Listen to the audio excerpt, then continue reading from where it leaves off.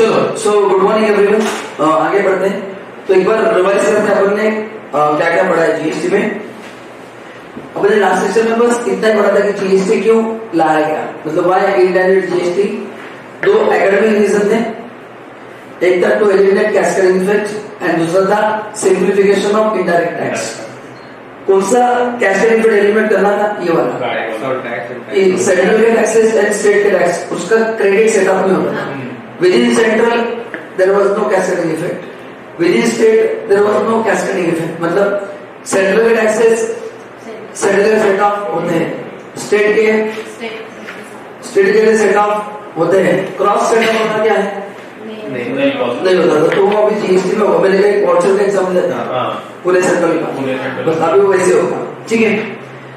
फिर मैंने ये भी कहा था कि जीएसटी इंडिया में सबसे ज्यादा जरूरत किसको है? ट्रेडर्स को है, क्योंकि उनको सेंट्रल टैक्सेस का क्रेडिट नहीं मिलता था।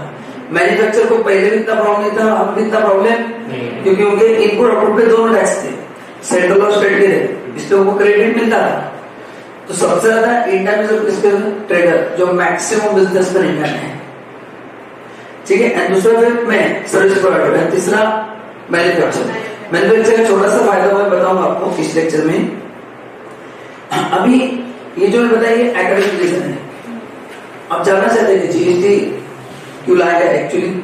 अच्छा, मैंने क्रेडिट का मतलब आपको बताया लास्ट लेक्चर में। What is meaning of credit? बता रहा हूँ। हाँ, तो क्रेडिट का मतलब मैंने क्या कहा था? What is meaning of credit? ये वर्ड बार बार आएगा।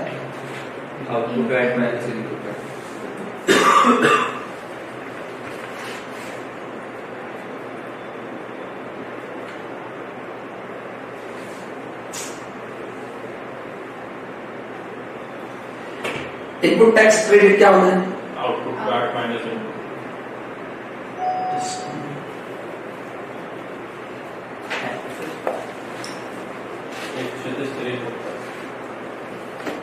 मेरा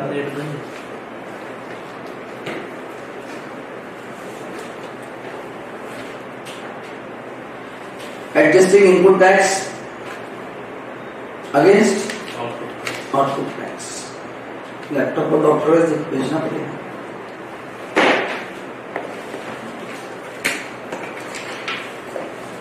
इसको बोलते हैं इनपुट टैक्स क्रेडिट, बराबर है ना? सो ये अपन ने देखा था। मुझे नहीं समझा क्या? कुछ नहीं, बता। आउटपुट में से इनपुट माइनस करना, इस प्रोसेस को बोलते हैं input tax credit. For example, एक एग्जाम्पल देता हूं, समझ में आएगा। आउटपुट टैक्स 1200 है, इनपुट टैक्स 100 रुपीज है, मैं पे कितना करता हूं? 200। इसका मैंने लॉजिक कहा था कि फॉर्मूला कैसे बना था, तो eliminate cascading effect of value है ना।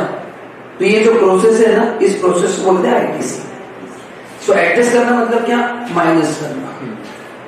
ओके, बट एडजस्ट वर्ड क्यों है उसका भी लॉजिक बताता हूं। यहाँ पे माइनस क्यों लिखा है उसका लॉजिक है, तो इसको बोलते हैं क्रेडिट। ये मैं आपको आगे बताऊंगा इनपुट टैक्स रेट में और डिटेल में। तो ये अभी लर्न क्या करना है, मैं जहां पे बोलूंगा क्रेडिट मिलेगा तो 1000 रुपए माइनस होगा। मैं जहां बोलूंगा क्रेडिट नहीं मिलेगा, मतलब 1000 का क्रेडिट नहीं मिलेगा, आपको गवर्नमेंट को 1200 पे करना पड़ेगा। तो मेरे इनपुट्स बहुत सारे हैं, हर एक इनपुट का क्रेडिट नहीं मिलता है। जैसे मैं जिम को जाता हूँ, जिम पे जो जीएसटी है वो मेरा पर्सनल पर्पज है, उसका क्रेडिट नहीं मिलता। मैंने चॉकलेट खरीद लिया या पिज्जा खरीद लिया, उसका मेरे को क्रेडिट नहीं मिलता। तो हर एक चीज का क्रेडिट नहीं मिलेगा, ठीक है। तो एक जब ध्यान रखना, या तो ओके क्या सो क्रेडिट का मतलब क्या है? आउटपुट में से इनपुट को माइनस करें, ठीक। सर, तो which means मतलब क्रेडिट उन्हीं को ही मिलेगा जो कोई पर्टिकुलर कमोडिटी खरीद रहे फॉर बिजनेस पर्पस, आगे सेल करने के लिए? नहीं, ऐसा नहीं है। बिजनेस के भी हर एक कमोडिटी का क्रेडिट नहीं मिलता है। जैसे मैंने ऑफिस में पिज्जा मंगवाया, मेरे ऑफिस में टोटल ईयर दूसरे मिला के 17 स्टाफ है, मैंने 17 का पिज्जा मंगवाया तो क्रेडिट नहीं मिलता है। फूड एंड बेवरेज का क्रेडिट नहीं मिलता है, हर एक चीज का क्रेडिट नहीं मिलता है। मैंने ऑफिस में फर्नीचर लिया, उसका भी नहीं मिलता है। इवन तो ऐसा नहीं, ये लोगों की गलत फहमी है। लोगों को लगता है कि जीएसटी का नंबर लिया मतलब हर एक चीज का क्रेडिट मिलेगा, ऐसा नहीं है। वो जो एलिजिबल इनपुट है उसका ही मिलता है। तो वो उसके लॉजिक से अपन देखेंगे आईटी से पहले चैप्टर 9 या 10 कुछ पे रहेगा। ठीक है, तो ये बताना था। चलो ना अभी अपन थोड़ा पेज 1 से पढ़ना थोड़ा स्टार्ट कर देते हैं। ये मैंने ऑलरेडी डिस्कस कर दिया है, आपको घर में पढ़ना है। व्हाट इज टैक्स अपन ने स्टार्ट किया था, डायरेक्ट टैक्स बता दिया, इनडायरेक्ट टैक्स क्या बता दिया, कोई प्रॉब्लम नहीं इसमें भी। दोनों का डिस्टिंग्विश अपन ने क्लास में देखा गया था, मैंने आपको पीपीटी पे लिखा था, तो ये भी हो गया, आपको घर में पढ़ना है। ये merits of indirect tax, advantage क्या है? दो बड़े एडवांटेज है। पहला, हाई रेवेन्यू प्रोडक्शन। सो मैं एंड यूजर को क्रेडिट नहीं मिलता है ना, एंड यूजर को credit because someone has to bear the cost. जैसे आपने क्लास लगाया, आपने जिससे आपको दिया, हमने गवर्नमेंट को दिया, तो बर्डन आपके ऊपर आ गया। So someone has to bear it, yes, so मैं यू आर राइट। नाउ पहला डिमेरिट है, ये एग्जाम में एक बार पढ़ के छोड़ देना है, रेवेन्यू प्रोडक्शन। क्यों? क्योंकि ये कॉम्प्रिहेंसिवली हर एक कोर्स से सर्विस करता है। एंड आप देखो, मतलब हर एक गवर्नमेंट ने काफी कम कमोडिटीज को जीएसटी के बाहर रखा है, अदरवाइज हर एक चीज पे जीएसटी लगता ही है। नो टैक्स इवेजन, रीजन क्या है?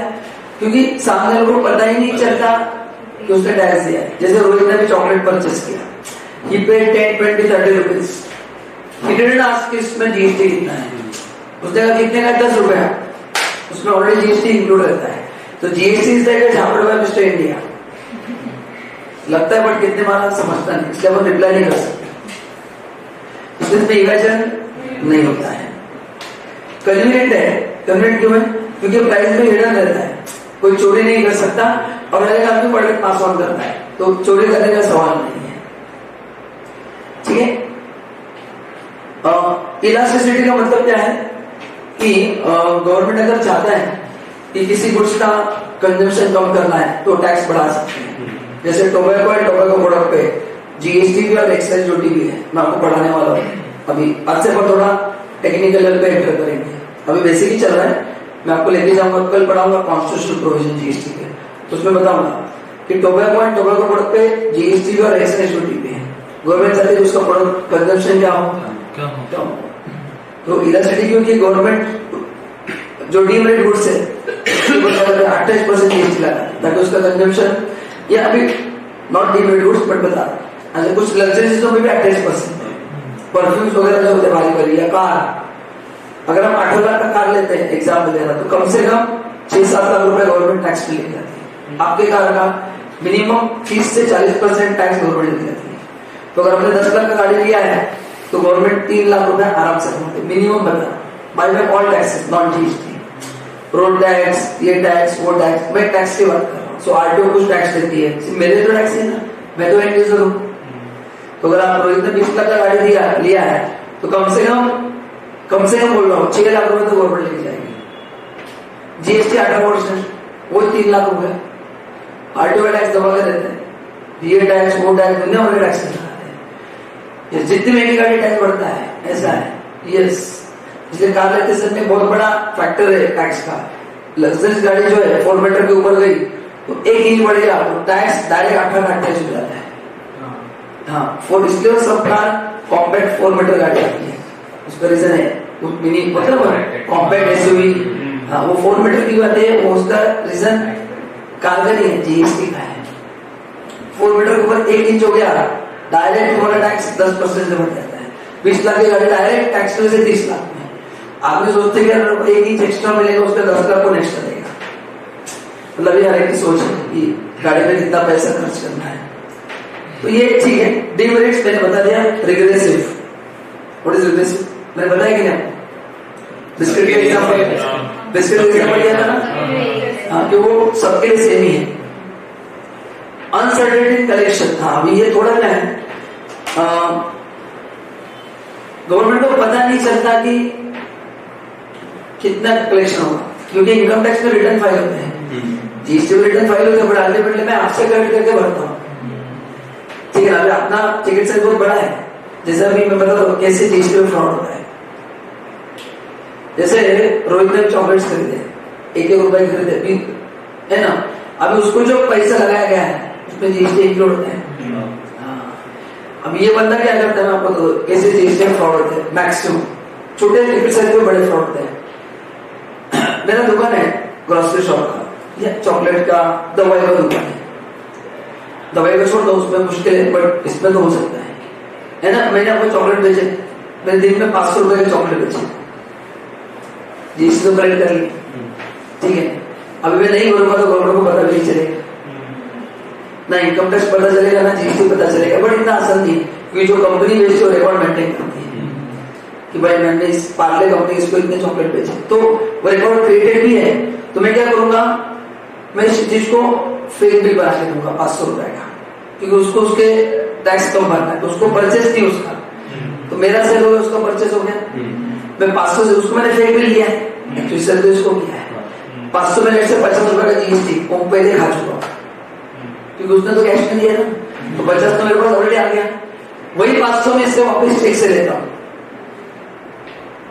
ऑनलाइन दिखाने के लिए, फिर इसको रिटर्न करते समय में मैंने उसको जीएसटी का बिल लिया ना, उसका कमीशन लूंगा 20 रुपया, और उसको 470 रुपए रिटर्न करूंगा, 470 रुपए रिटर्न करूंगा, 30 रुपए मेरा कमीशन होगा, समझा क्या नहीं। तो ऐसे मतलब मैंने इससे 50 भी ले लिए जीएसटी के, और इससे 30 भी ले लिए, हाँ मतलब 80 आ गए, एंड बिल में तो 50 जीएसटी भरना है, 30 रुपए मैंने कमा लिया, समझेगा फ्रॉड कैसे होता है जीएसटी में, क्योंकि मैं आपको कैश में बेच रहा हूँ ना, तुम थोड़ी बिल मांगा, तुम क्रेडिट में जेल नहीं करोगे, फिर इसको क्रेडिट चाहिए दूसरे दुकानदार में, उसको फेक बिल दूंगा, इससे ऑनलाइन पैसा भी लूंगा चेक से, और मेरा ब्लैक मनी इसको दे दूंगा, तो ऑन पेपर गवर्नमेंट को समझेगा नहीं हमने अंदर से क्या किया है।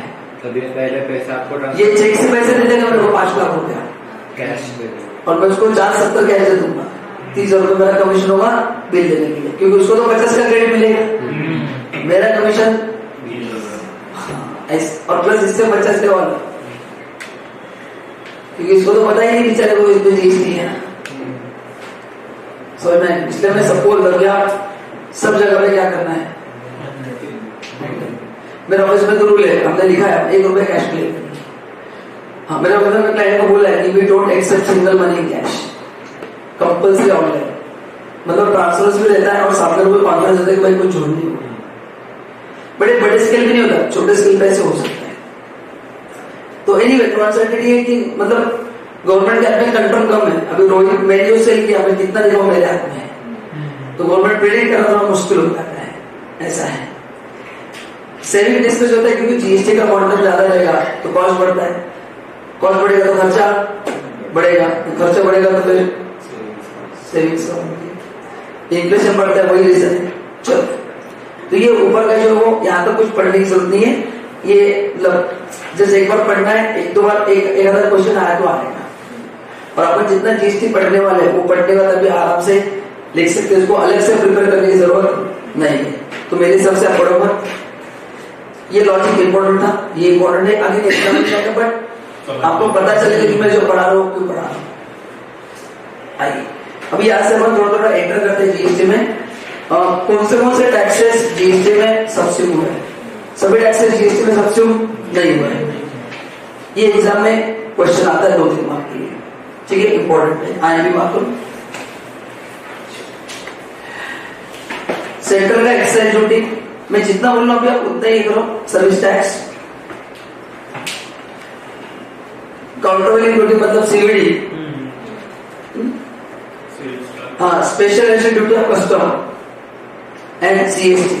बस अभी ये जो है ना, मैंने आपको कहा था कि एक्साइज में अलग अलग टैक्सेस थे, तो कुछ वो सब मर्ज हो गया, तो आपको पढ़ने की जरूरत नहीं है। वैट मर्ज हो गया, एंट्री टैक्स, ऑक्ट्रा है, purchase tax, luxury tax, entertainment tax, tax on advertisement, tax on lottery betting gambling, state cess and surcharge, ये टैक्सेस सबसे मुख्य है। कौन से सबसे नहीं है जो अभी भी लग रहे हैं, कस्टम ड्यूटी पहले भी लगता, आज भी क्या है अलग है, कस्टम ड्यूटी अंदर सबसे नहीं हुआ क्योंकि वो इंपोर्ट एक्सपोर्ट पे है, एंड उसका तो ग्रेड देना ही नहीं अपने को, कस्टम का ग्रेड मिल गया तो फिर डोमेस्टिक इंडस्ट्री खत्म हो जाएगा, एंड तो वहां पे कैशलेट पे गवर्नमेंट चाहती है कि हो, इसलिए कस्टम को इसमें मर्ज नहीं किया, एंड स्टेट के ये टैक्सेस मर्ज नहीं हुए। प्रॉपर्टी टैक्स मतलब हम बढ़ते हैं ना स्टैम्प ड्यूटी, सॉरी ये म्यूनिसिपैलिटी का है, अपने को घर पे बिल आता है हर 6 महीने फीस भरने का, वाटर टैक्स वगैरह, वो इलस्ट्रेटिव टैक्स इस पे नहीं है, टैक्स मैंने बोला है, बट इलस्ट्रेटिव पे जीएसटी नहीं आता है। आपके घर पर लाइट बिल आ सकते, देखिए लाइट बिल का फोटो मंगवा लेना, उस पर टैक्स नहीं है, वो पहले था अभी नहीं है, अभी कोई भी टैक्स नहीं। स्टैंप ड्यूटी कौन सा, ओपन लैंड बिल्डिंग खरीदते हैं वो वाला। आरटीओ टैक्स कार खरीदते से बनेगा, जीएसटी भी देना है प्लस ये भी देना है। टोल अभी भी है, ये टैक्सेस अभी भी है, तो उसको एक बार पढ़ते रहना है, एकदम आपके लिए क्वेश्चन आ सकता है। ठीक है, अब इसमें से बहुत सारे टैक्सेस आपको पता नहीं, बट आपको नाम के लिए उसको पढ़ना है, क्योंकि अभी मैं आपको ये नहीं पढ़ा सकता कि लग्जरी टैक्स क्या था, मतलब नहीं वहां पे जाके। अभी यहां से अपन जीएसटी पढ़ना स्टार्ट करते हैं। ठीक है ना,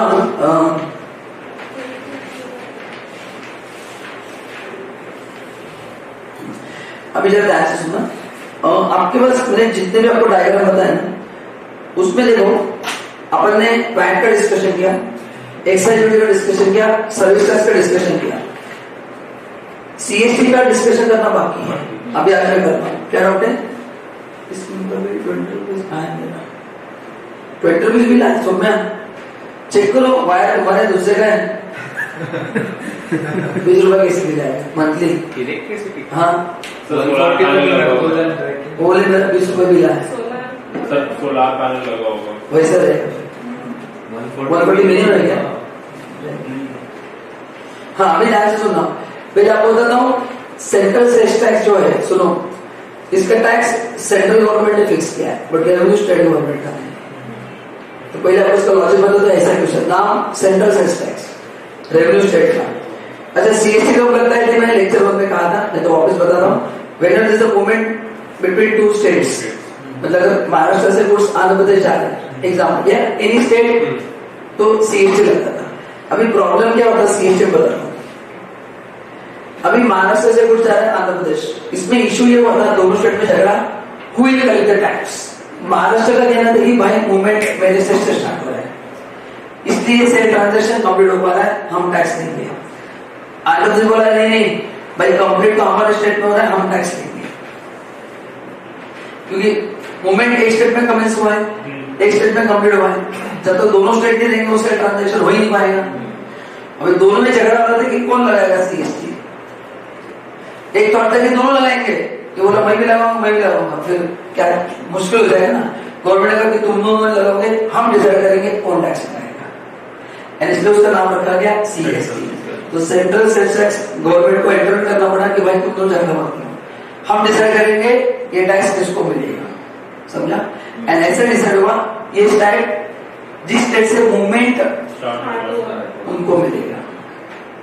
ठीक है, तो इसके उसका नाम रखा सेंट्रल सेल्स टैक्स, उसका हाईएस्ट रेट 2% था। ठीक है, ये पहले में पढ़ा था, पर अभी वो खत्म हो गया तो कुछ मतलब नहीं है। अभी इसकी वजह से जीएसटी लाने में बहुत सारे चैलेंजेस हुए। ठीक है, अभी मैं जिस पॉइंट पर वो आपने पढ़ा है, पर आपको लॉजिक समझेगा कि वो वैसा वर्डिंग क्यों लाया है। आपने पढ़ा है ना, जीएसटी से डेस्टिनेशन बेस्ड टैक्स, पढ़ा है ना? नहीं पढ़ा, नहीं पढ़ा तो अच्छी बात है। उसका रीजन क्या बता रहा हूँ कि ऐसा क्यों किया गया।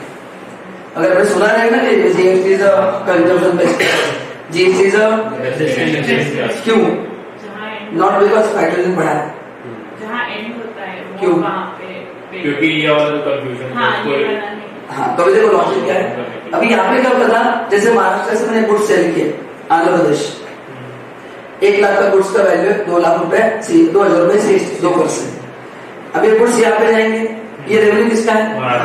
हाँ, सेंट्रल बोलते हैं भाई जिस स्टेट से मूवमेंट हो रहा है वो करेगा, क्योंकि सेल तो वैसे इनिशिएट हुआ है ना, इनको कैसे मिलेगा। ठीक है, कोई प्रॉब्लम नहीं। अभी ये गुड्स आ गए आंध्र प्रदेश में, अभी आंध्र प्रदेश में आने के बाद ये गुड्स में विद इन स्टेट भी बेच सकता हूँ, तो वैट आएगा, दूसरे रेट भेजूंगा तो सीएसटी आएगा, दोनों पॉसिबिलिटीज है, कोई प्रॉब्लम नहीं। अभी क्वेश्चन ये जो 2000 का है, ये इसमें जो सीएसटी इन्वॉल्व है, इसका क्रेडिट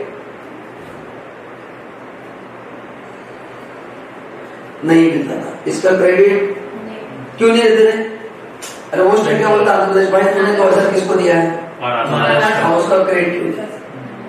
तो हमको देगा तो हम तुमको क्रेडिट देंगे, तुमने हमको दिया नहीं तो क्रेडिट का मतलब क्या है, इनपुट माइनस आउटपुट में से इनपुट को माइनस करना, मैं अभी लिख के दिया था, सी क्रेडिट वर्ड हर लेक्चर में आएगा, क्योंकि जीएसटी में credit is very important concept. मतलब ऐसा होगा नहीं कि मैं क्रेडिट शब्द नहीं किया है, तो क्रेडिट का मतलब आपको यहाँ पे फिट करना है कि क्रेडिट का मतलब है आउटपुट में से इनपुट को माइनस करना। मैं जहां पे बोलूंगा नहीं मिलेगा मतलब माइनस मिलेगा।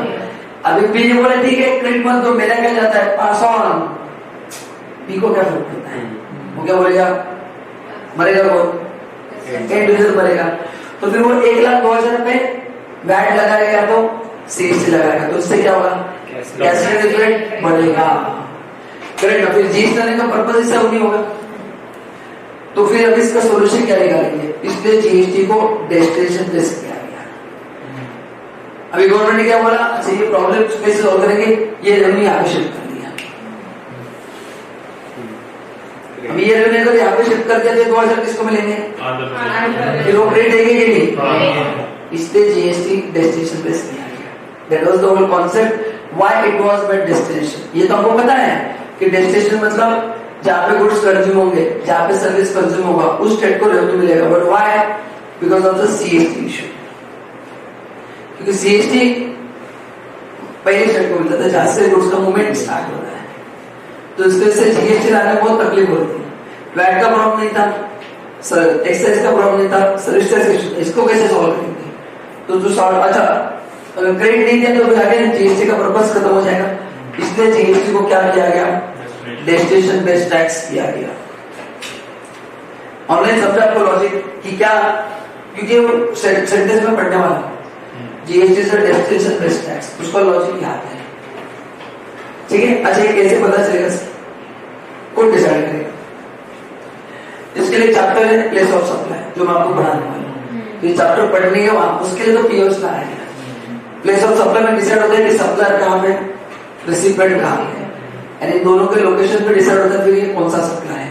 मतलब जहां पे रिसिपेंट है फिर उस स्टेट को रेवेन्यू मिलेगा। अब इसके बाद एक प्रॉब्लम अराइज हो गया, अभी क्या होगा देखो, ये कॉन्सेप्ट है जैसे जीएसटी से डेस्टिनेशन बेस्ड टैक्स, नॉर्मली बड़े स्टेट्स में छोटे स्टेट में गुड़ जाते हैं।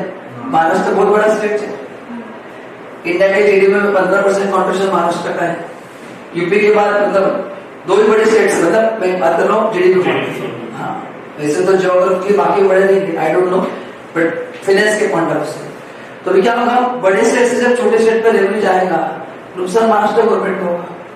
रिसोर्सेज यहाँ पे यूज होंगे, मैं लाइट बिल वगैरह सब महाराष्ट्र यूज करूंगा, इंफ्रास्ट्रक्चर एंड रेवेन्यू समझा कि नहीं, ये प्रॉब्लम आ रही है। इसलिए लाया गया था जीएसटी कॉम्पेंसेशन सेस, कि जीएसटी लाने से जो भी स्टेट का रेवेन्यू होगा उसका कॉम्पेंसेशन 5 साल तक गवर्नमेंट ने की, बट अभी नहीं होगा, 2022 तक होगा। उसको मैं बात करूंगा, अलग से टॉपिक है। मैं जस्ट सबको एक हिंट दे रहा हूँ, बेसिक रेट कर रहा हूँ, आगे से पॉइंट करेक्ट हो जाएंगे धीरे धीरे। तो इसलिए फिर वो गवर्नमेंट को फिर वो जीएसटी कॉम्पेंसेशन का चार्ट लाना पड़ा। हाँ वैसे ऐसा भी होगा कि बाकी स्टेट के रूल्स भी महाराष्ट्र में आ रहे हैं दोनों, तो वो रेवेन्यू उनको मिलेगा ना, जैसे आपने रेवेन्यू बाहर जाएगा वैसे बाहर के स्टेट का भी अंदर आएगा, दोनों होने वाला है। ठीक, एनीवेज ये समझा आपको, ठीक है। फोटो भेज दूं, जो रिकॉर्डेड स्टूडेंट्स हैं आपको लिखना है वीडियो पॉज करके।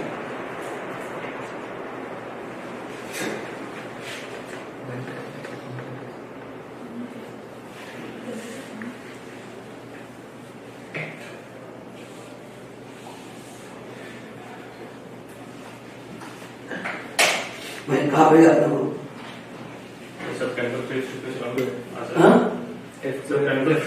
नहीं वो क्या नेट ऑन करता हूँ ना, presently I am active in 60 groups academic, तो इसलिए क्या होता है वो वेट करना पड़ता है कि ग्रुप कब शांत हो जाए। ऑनलाइन कहना कोई कॉम्पिटिशन नहीं समझा, रुको तो मैं अपना आगे कवर करेंगे, भूल जाओ ऐसा कुछ मैंने पढ़ाया था, बस ये नोटबुक पे लिखते जाओ विदाउट फेल। ओके, आइए अपन भी थोड़ा थोड़ा जीएसटी पढ़ना स्टार्ट करते हैं।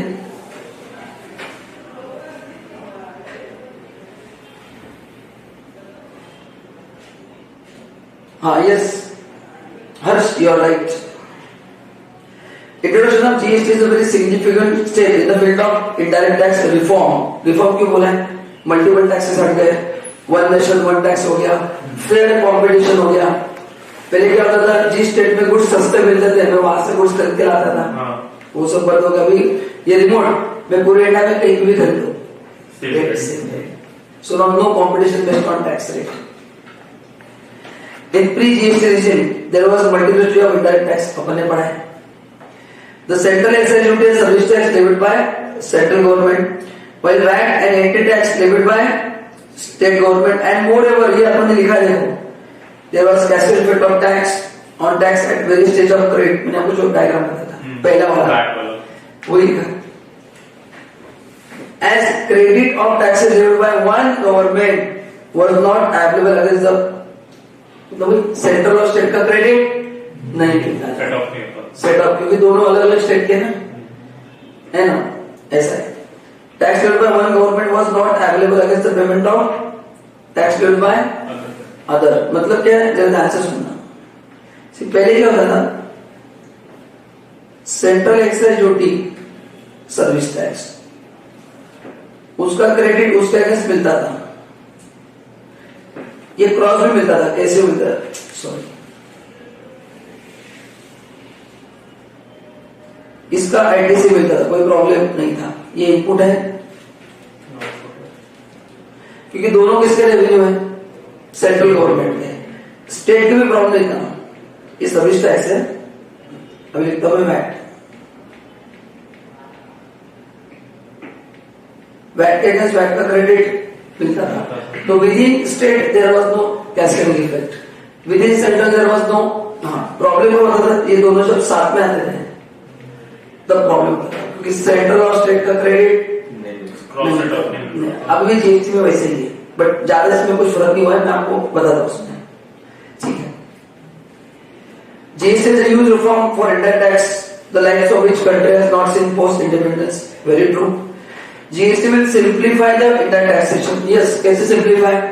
मैंने आपको कहा था कि पहले में ग्रैंड का सर्विस टैक्स का रिटर्न अलग, वैट का अलग, एक्साइज का अलग. अभी सब मिला के एक ही हो गया. एक ही डेटा 5 बार यूज करना पड़ता था unnecessary. Remove the cascading effect. It will have huge impact on the business both big and small. Change the way economy function. GST is a comprehensive Indian tax levy subsuming all central and state taxes with a single unified value added tax. इसलिए मैंने आपको कहा था GST से कौन सा tax है? What is value addition? आप जितना प्रोडक्ट पे वैल्यू ऐड करोगे उतना ही आएगा. मैंने अगर प्रोडक्ट रोहित को 100 रुपए बेचा, मैं जीएसटी 100 रुपए लगाऊंगा. रोहित का वैल्यूएशन 20 रुपया है, रोहित आगे बेचने में जीएसटी इनडायरेक्टली 20 पे लगाएगा. तो हर एक बंदा मैन्युफैक्चर टू एंड यूजर जितने भी लोग इन्वॉल्व है उनका जो वैल्यूएशन होगा उस पे टैक्स आएगा. वैल्यूएशन का मतलब है cost plus profit. It's not only profit, नहीं तो वर्ड प्रॉफिट होता. वैल्यूएशन का मतलब है उसने जो खर्चा किया प्रोडक्ट के ऊपर वो plus profit. Transforming the nation into one single market. Why one single market? Remote का example.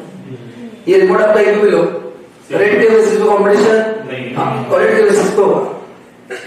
Major central and state taxes are substituted to GST which will reduce the multiplicity of taxes, thus bring down the compliance cost.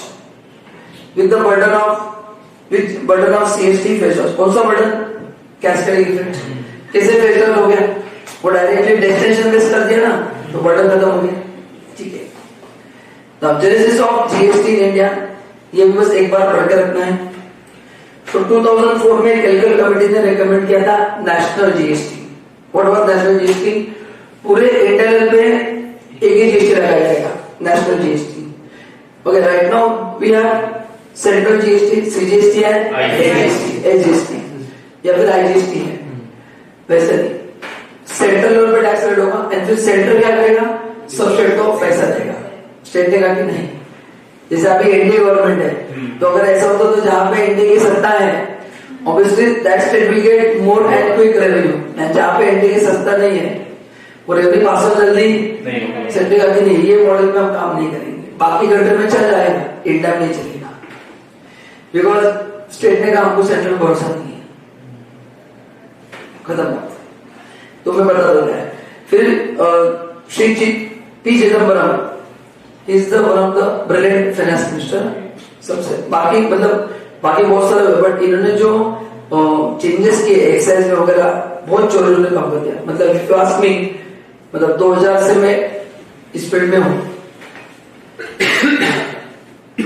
तो ये सबसे best finance minister जिन्होंने अच्छे changes लेके आए। बाकी amendments के में अच्छे किए, बट ब्रिलियंट फाइनेंस मिनिस्टर, बहुत बढ़िया। तो इन्होंने अनाउंस किया था कि हम जीएसटी इंडिया में 2010 को लेके आएंगे, बट धीरे धीरे 2017 में आ गया।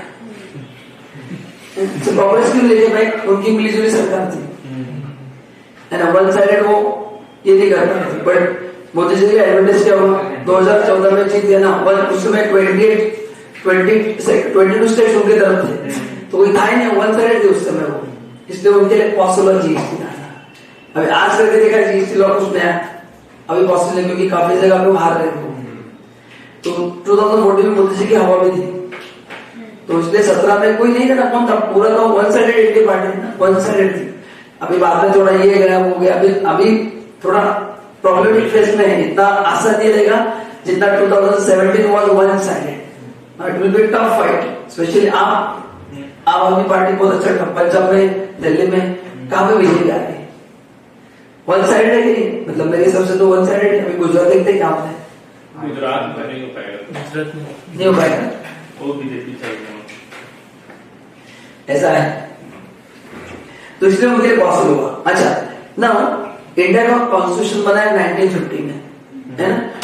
कॉन्स्टिट्यूशन का रोल क्या है, ये पार्लियामेंट को पावर देता है टू मेक लॉ, है ना। श्री बाबा साहब अम्बेडकर ने जब कॉन्स्टिट्यूशन बनाया था तो उसमें एक्स्ट्रा ड्यूटी लिखा गया था, है ना, बाकी टैक्सेस लिखे गए थे, जीएसटी नहीं था। इसलिए जीएसटी लाने से पहले कॉन्स्टिट्यूशन में अमेंडमेंट करना पड़ा, तो वो पहला बिल था, जिसके लिए 50% स्टेट का, you know how to bring amendment in constitution, मतलब बड़ा ही लगा कहीं ना कहीं। कितना लगता है स्टेट का, 50% स्टेट का अगर मेजोरिटी है तो ही कॉन्स्टिट्यूशन में अपन अमेंडमेंट लेके आ सकते हैं। तो 50% स्टेट ने कुछ कंडीशन पे बोला कि ठीक है हम जीएसटी लेके आएंगे, बड़ी कंडीशन है, वो कंडीशन में बताता हूँ आज नहीं तो कल। इसकी क्या कंडीशन था, उसका लॉजिक बताऊंगा कि ऐसा कंडीशन स्टेट ने डाला। कंडीशन था कि अल्कोहलिक लिकर, कम वॉट में अल्कोहलिक लिकर जीएसटी में नहीं आएगा। क्यों, क्योंकि उसमें गवर्नमेंट को बहुत ज्यादा टैक्स मिलता है, वो हम जीएसटी में सब्सिडी नहीं करने देंगे, बाकी तुमको जो करना है वो करो। सो अल्कोहलिक लिकर पे स्टेट एक्साइज ड्यूटी लगता है, सेंट्रल नहीं। We had 2 excise duty, one is central excise duty and one was state excise duty. तो अल्कोहलिक लिकर पे एक्साइज ड्यूटी स्टेट का है। एंड मैं आपको एक जोक सुनाता हूँ, मतलब जो लोग दारू पी उनको पता नहीं, जो मेरे एक्सवाइज है, मतलब मैं महाराष्ट्र की बात कर रहा हूँ। महाराष्ट्र मतलब मैं तो बोलता हूँ कि भाई ये लुटारू स्टेट है, बहुत ज्यादा टैक्सेस है। तो 3 साल पहले महाराष्ट्र में एक्साइज ड्यूटी 60% थी लिकर के ऊपर, और वैट कर रखा है। मतलब मेरे हिसाब से कोई अगर 10 रुपए का दारू पीता रहेगा, उसको बोलना पड़ेगा भाई तू 6-7 हजार रुपए तो गवर्नमेंट को दे रहा है ना। तो जब भी कोई बहुत मांगना है गए गवर्नमेंट को डोनेट कर दे 60-70%, 60% एक्साइज ड्यूटी, वैट अलग, बाकी टैक्सेस लगते अलग, प्लस बॉटल का कॉस्ट अलग, प्लस वो सेफ वाली कार का एड उसका अलग, ओरेट्स अलग, फिर वो गटर का पानी फिल्टर करके देंगे, उसका 200 रुपए का रहेगा। मैं तो उसको गटर का पानी, फिल्टर गटर पानी इज वाइट फॉर मी। तो वो फिर क्या है ना, मेरे दोस्त ड्रिंक करता है ना, तो वो फोटो भेजता रहता है, विपुल देख आज ये हमारे ग्रुप में फोटो भेजता है ना। वो पंजाबी है, उनके घर में ये मिनी बार काउंटर है, वो घर में अपन जैसे अपन शाम को कॉफी पीते हैं ना, नहीं मतलब उनके घर में कॉमन है, तो ग्रुप में फोटो डालता रहता है। मैं बोला thanks for donating to government, तो उसको मैं लिखता हूँ कि वो आए बोला फिल्टर गटर पानी पीते हैं, बोला कुछ तो अभी वो पूछता है कि देख 10,000 रुपए की दारू है, बोला बहुत बढ़िया है, तो उसको क्या बताऊं उसमें टैक्स कितना है। मतलब महाराष्ट्र में तो दवा के टैक्सेस है, तो मेरे अब देखो ना एडवर्टाइजमेंट का खर्चा, फिर वो वाइट कितने रुपए है अपने को सोचना पड़ेगा। 60% टैक्स है उसके ऊपर, महाराष्ट्र में कितना है, वैट भी लगता है, मतलब देखो कितना, मतलब उसकी कॉस्ट मेरे हिसाब से, मतलब मेरे को नहीं पता, मैं वाइन का काम किया नहीं और करूंगा नहीं, पर अगर 10,000 का बॉटल रहेगा तो लिक्विड की कॉस्ट मेरे हिसाब से 1200 रुपए पर नहीं लेगी। सर फिर प्रॉफिट कैसा होगा उसकी? प्रॉफिट नहीं, गवर्नमेंट ज्यादा टैक्स लेते हैं ना, उनको प्रॉफिट कम है, गवर्नमेंट टैक्स इतना लेती है। सर मेरा एक फ्रेंड है, हाँ। उसके डैड की बियर की फैक्ट्री है, हाँ, तो एक सिम्बा करके एक ब्रांड है। कौन सा? सिम्बा करके एक ब्रांड है। सिम्बा? हाँ, वो छत्तीसगढ़ में फेमस है वो। सो लाइक वो बियर बॉटल, एक बॉटल उसकी आती 175 की MRP, वो प्रोडक्शन करते हैं 7 रुपए में। बाकी टैक्सेस 7 रुपए में उनका प्रोडक्शन कॉस्ट रहता है, फिर वो निकालते हैं, फिर उस पर टैक्सेस, फिर प्रॉफिट मार्जिन वगैरह सब होता है। 7 रुपए का प्रोडक्शन कॉस्ट होता है और बेचते वो 175 बॉटल पकड़ के साथ। और टैक्स सब भी चीजें इसमें रहती है। अब वो जो भी हो, मेरे को बस 7 रुपए बनाते हैं। 7 रुपए एक बॉटल जो 250 ml की जो रहती है, उनकी 7 रुपए में बन जाती है। कॉस्ट ऑफ प्रोडक्शन वही है, मैं बोल फिर रहा बाकी हूँ, उसमें प्रॉफिट मार्जिन ऐड होगा, फिर टैक्स ऐड मेरे को होगा। डाउट है, बड़े 10,000 की बॉटल में मैं तो, मेरे को तो 500 रुपए बहुत लगता है लिक्विड कॉस्ट। फॉर्मूला का वैसे ना, IPR है वो, कैसे बनाना है, इट्स ऑल IPR, बनाने का वैसे नहीं, बट वो प्रोसेस क्या करना चाहिए, it's all money of IPR। Production cost ज्यादा नहीं रहेगा, हाँ टैक्सेस बहुत ज्यादा है, तो अपन 10,000 दे रहे हैं, आपको वो प्रोडक्ट 10,000 वर्थ का नहीं मिल रहा, ये मेरा कहना है। बहुत ज्यादा टैक्सेस है महाराष्ट्र में, तो डबल टैक्सेस है, बहुत ज्यादा है। कल देखता हूँ, तो मेरे को मिला ना, मैं आपको कल मेरे को लगा कि मेरे को बोला कि अगली बार जब जाएगा नहीं, वो बोल रहा है कि एक व्हाट्सएप ग्रुप बना दे, एक व्हाट्सएप ग्रुप बना दो, उसको एडमिन बना दो, अपन ऐसे ऑर्डर, देश में विकास आपका आपके योगदान है। यस, तो ऑनलाइन कॉन्टैक्ट है ना, शुभम, उसका एक फ्रेंड है, is a manufacturer of beer, और बोला कि इसे 7 रुपए खाली मैन्युफैक्चरिंग कॉस्ट है और बेचते हैं 150-200 रुपए में। इट्स अ फिल्टर कटर पानी है ना, FDP, FGP, नहीं कैसे नाम रखा है, फिल्टर कटर पानी। मस्त नाम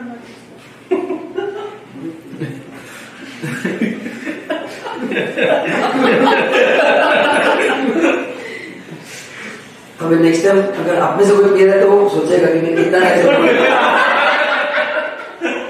है ना, डायरेक्ट सेट पे ले है ना, या कोल्ड ड्रिंक 20 रुपए का। ओके, सो पहले कॉन्स्टिट्यूशन में अमेंडमेंट क्यों किया मैंने आपको बता दिया, क्योंकि GST का नाम कॉन्स्टिट्यूशन में ऐड करना जरूरी था। उसके बाद फिर लोकसभा ने बिल पास किया। बिल क्या होता है, bill is nothing but proposal. अभी जब भी पार्लियामेंट आप देखते हैं, बजट देखना, बजट में फाइनेंस मिनिस्टर को दिखाते हैं ब्राउन कलर का ब्रेक फेस, वो लेके जाते हैं, उसमें कुछ भी निकाल कर पढ़ते हैं, I propose, because she is the finance minister, she is not the authority. जिसे बोलेगा पार्लियामेंट, जो बाजू बैठते हैं वो दिखा देगा, हमको समझता है, दे नो ओनली वो क्या बोल रहे हैं, डू एक्सपेक्ट,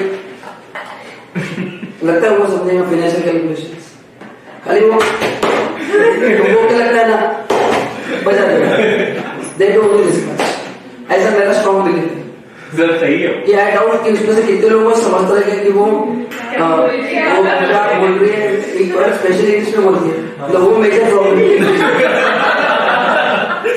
इसलिए लोग वहां पे उसको मिलने बहुत कम वर्ड जाते हैं, because she speaks only English. South Indian है ना, वो इंग्लिश बोलते हैं, एंड यहाँ पे कितने वर्ड जो इंग्लिश आता है उनको नहीं समझता हूँ क्या बोलते हैं, तो सामने लोग अब समझ, इसलिए कोई जाते नहीं उसका मिलने के लिए, ऐसा है। तो वो जो प्रपोजल पढ़ते उसको बोलते bill.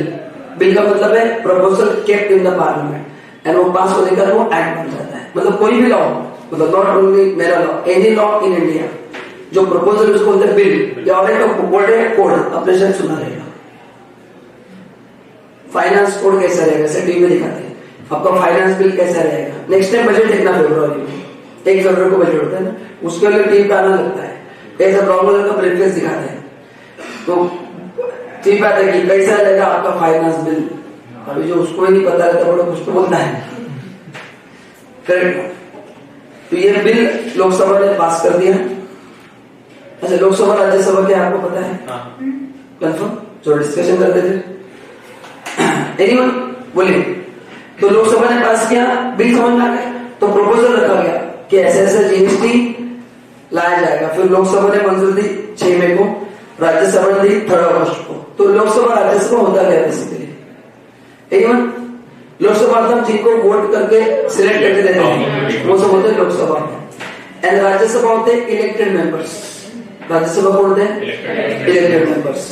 Now why we need Rajya Sabha? Lok Sabha है ना, तो फिर राज्यसभा का अलग। देखो अपना इंडिया का constitution one of the best drafted constitution in the world if you ask me. इतना जबरदस्त बनाया ना, बस जिसने कॉन्स्टिट्यूशन ठीक से पढ़ा है उसको समझ में आएगा। अदरवाइज तो हम पढ़ के एग्जाम पास करके निकल जाएंगे। बट क्या जबरदस्त, मतलब क्या दिमाग तो उस बंदे का, क्या लिखा है कॉन्स्टिट्यूशन। मतलब वर्ल्ड में one of the best constitution अपना देगा। आई डोंट नो अदर, बट अगर रैंकिंग निकाला गया टॉप 5 तो कंफर्म आएगा। इतना बारीक बनाया। राज्यसभा की जरूरत क्या है? अच्छा, यहाँ पे नॉमिनेटेड लोग होते हैं तो आपने सुना नहीं, तो इसकी जरूरत क्या होती है? इससे क्या होता है? हाँ, लोकसभा में 2 हाउसेस ऑफ पार्लियामेंट होते हैं, एक अपर हाउस है, अपर मतलब जो ऊपर बैठते हुए है,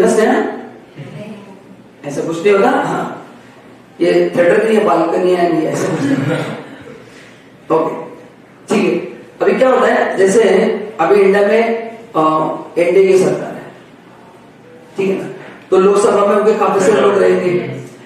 अभी ऐसे भी स्टेट है जहां पे एनडीए की सरकार नहीं है, जैसे महाराष्ट्र में था, महाविकास आघाड़ी था। अभी उनका सुनेगा कौन ऊपर? तो राज्यसभा उनके लिए बनाया गया था कि हर एक स्टेट के वहां पे कौन जाता है? नॉमिनेटेड स्टेट नॉमिनेट करता है या लोकसभा के मेंबर नॉमिनेट करते हैं। तो एक्चुअली पर्पस ये था कि अगर किसी स्टेट में अगर उनकी ये नहीं है, तो मतलब सेंट्रल में जो गवर्नमेंट है वो स्टेट में नहीं है, तो उनकी आवाज कौन सुनेगा? क्योंकि उसके लोग ऊपर जाते हैं ना। हाँ, तो फिर हर एक स्टेट को आगे करके अब आपके लोग क्या कर सकते हैं? नॉमिनेट कर सकते हैं, ताकि उस स्टेट में क्या प्रॉब्लम है, भले लोकसभा में कोई नहीं रहेगा बोलने के लिए, बट राज्यसभा में हाँ, पहले एक्चुअली लोकसभा बिल पास करते, राज्यसभा को खाली रिकमेंडेशन के लिए दी जाती है, वो रिजेक्ट नहीं कर सकते। अगर अपने कॉन्स्टिट्यूशन पढ़ा रहेगा किधर तो उसमें देखो देखे तो ओनली रिकमेंडेशन, ज्यादा कुछ कर नहीं सकते, बट स्टिल कितना सोच समझ के बना देखो कॉन्स्टिट्यूशन कि ऐसा कोई स्टेट है जहां पे सेंट्रल गवर्नमेंट मतलब सेंट्रल की सरकार वहां पे अलग है और यहाँ पे, तो उनकी आवाज कौन सुनेगा? तो उसके लिए बनाया गया था राज्यसभा। इसके इलेक्शन की जरूरत नहीं है। सचिन तेंदुलकर मेंबर ऑफ राज्यसभा, पहले ये भी थे शीर्षे विजय माल्या, मतलब कांड करने के बाद उन्होंने इस्तीफा दे दिया। बहुत सारे थे, हेमामालिनी जया बच्चन है, बीआरपी पॉलिसी बनाने इससे बड़े कौन बना सकता है? जया बच्चन थे, हेमामालिनी थे, बट बाद में वो कांग्रेस ज्वाइन कर लिया। पहले वो थे, if I am not wrong. मैं ज्यादा देखता नहीं पॉलिटिक्स क्योंकि वो कुछ समझता नहीं, मतलब क्या है देख के मतलब नहीं है, ऐसा है, ठीक है। तो इसलिए लाया गया। अभी सचिन तेंदुलकर मेंबर ऑफ राज्यसभा, अभी इनकी जरूरत क्या है? अगर इंडिया में कोई स्पोर्ट्स पॉलिसी बनाना है तो who is the better one two give the opinion? Sachin Tendulkar, because is a sports person. But वो खाली नाम के लिए यही लोग बना डालते हैं स्पोर्ट्स पॉलिसी, जिन्होंने आज तक एक स्पोर्ट्स नहीं खेला है ना। मैंने कौन सा देखा था, बिहार या आई डोंट नो विच स्टेट, उनके जो एजुकेशन मिनिस्टर थे ना वो 8th स्टैंडर्ड फेल थे। एक फेसबुक पे पोस्ट आया था कि qualifications of minister in India and USA के जो थे वो all are very qualified and अपने आप में एब्सोल्युटली मतलब मैक्सिमम अनक्वालिफाइड थे। तो वो education minister 8th standard fail थे एंड वो तुमको सिखाएंगे कि तुमको कैसे काम करना है, मतलब टीचर्स को एजुकेशन पॉलिसी। ये अपना देश है, समझा नहीं क्या है? हाँ, ऐसा ना, I think if I am not wrong, Lalu Prasad Yadav उनका लड़का था शायद बिहार का, he was the education minister if I am not wrong, but I don't know वो था या किसी और कोई भी स्टेट का, मैं श्योर नहीं हूँ, बट वो था। और ही वाज द मैं ऐसा हंस रहा था टीवी देख के फेसबुक, माय गॉड, ये एजुकेशन मिनिस्टर स्टेट का जो खुद 8th स्टैंडर्ड फेल। मतलब एक बार शर्म कैसे नहीं आती मेरे को समझना है कि भाई तुम केपेबल नहीं हो, तुम क्या कर रहे हो। ये मेरा है। अरे बट बात तो लगा जाते हैं ना वो मिस्टर बन के, बट वो खुद तो नहीं बनाते ना बिल्स एंड पॉलिसी। बट वो अरे वो इन्फ्लुएंस तो करते हैं ना, उनसे जो जुड़े हुए बड़े बड़े बिजनेसमैन यूनिवर्सिटी के, उनके सबसे बिल बना के पास रख लेते हैं पैसे खिला के। ये तो हो सकता है कि नहीं? फिर भले मेरे को नहीं समझता बट मेरा पावर है। तुम चाहते हो कि ऐसे कोई प्रोविजन बने, जैसे महाराष्ट्र में प्रोविजन बना, तुम बता दो, नाम नहीं बताऊंगा, रिकॉर्ड हो रहा है, रिकॉर्डिंग की बात बता दो, रिकॉर्डिंग का बता दो, नाम पूछना मेरे को। महाराष्ट्र में सडनली बीच में रूल आ गया था हेलमेट कंपल्सरी 15 साल पहले। सब लोग लाइन में जिला रोड में देखा था, शक्ति स्पोर्ट के सामने लाइन थी हेलमेट लेने, लाइन ला के हेलमेट लिए थे, क्योंकि वो जो मिनिस्टर थे उनके लड़के का हेलमेट का फैक्ट्री था। नाम बाद में बताऊंगा, पूछना बड़े बड़े और क्रॉस चेक कर लेना गूगल पे। ये ऐसे प्रोविजन बन गए हैं। सब लोगों ने हेलमेट बाहर जाके खरीद लिए, लाइन लगी थी स्पोर्ट्स के शॉप्स के बाहर, शॉर्टेज हो रहा था, क्योंकि उस समय 500 रुपए का फाइन लगा था, जो आज का पकड़ चलो 5 रुपए, 15-20 साल पहले। वो बोला इतना रिग्रेस गवर्नमेंट कैसे होगी, मेरे को डाउट आया। थोड़ा R&D किया तो पता चलेगा कि भाई इसके लड़के का फैक्ट्री है हेलमेट बनाने का। ऐसे बहुत सारी चीजें होती है। बड़े बड़े बिजनेस बने थे, उनके इतना टैक्स देते थे, manipulate the government. Finance budget अपने को लगता है कि अपने लिए बना जाता है, अपन बचे कुछ में नहीं है। बड़े बड़े बिजनेस में बताते हैं, अभी देखो अभी परसों टीवी में आया था, ये जो है finance minister, she is going to meet all the industry person. वो क्या एक बजट से एक्सपेक्ट करते हैं, तो वो बोलेंगे वैसे बजट बनता है। आप मैंने बोलेंगे मैडम मैं 10,000 पर टैक्स दे रहा हूं, तो मेरी एक बात नहीं सुनोगे, देवी जोन करना स्टार्ट कर नहीं सर, 10,000 करोड़, तो फिर वो 10,000 करोड़ जो आपको देता है उसमें सुनना ही पड़ेगा। बड़े बड़े बिजनेस कितना टैक्स है, 8-10,000 टैक्स है। यही लोग देश चलाते हैं, मैं आपको बोल रहा हूँ, बड़े बड़े बिजनेस में ऐसा। एनीवेज, तो ये 50%, तो ये था डिफरेंस बिटवीन लोकसभा है राज्यसभा। तो ये उसका एक्चुअल पर्पस है कि जहां पे सेंट्रल और स्टेट में अलग अलग सरकार उनका सुनेगा वन पार्लियामेंट में, है ना। अभी महाराष्ट्र का ऑलरेडी है सत्ता, तो कोई प्रॉब्लम नहीं, बट राजस्थान में आई थिंक कांग्रेस की सरकार है ना।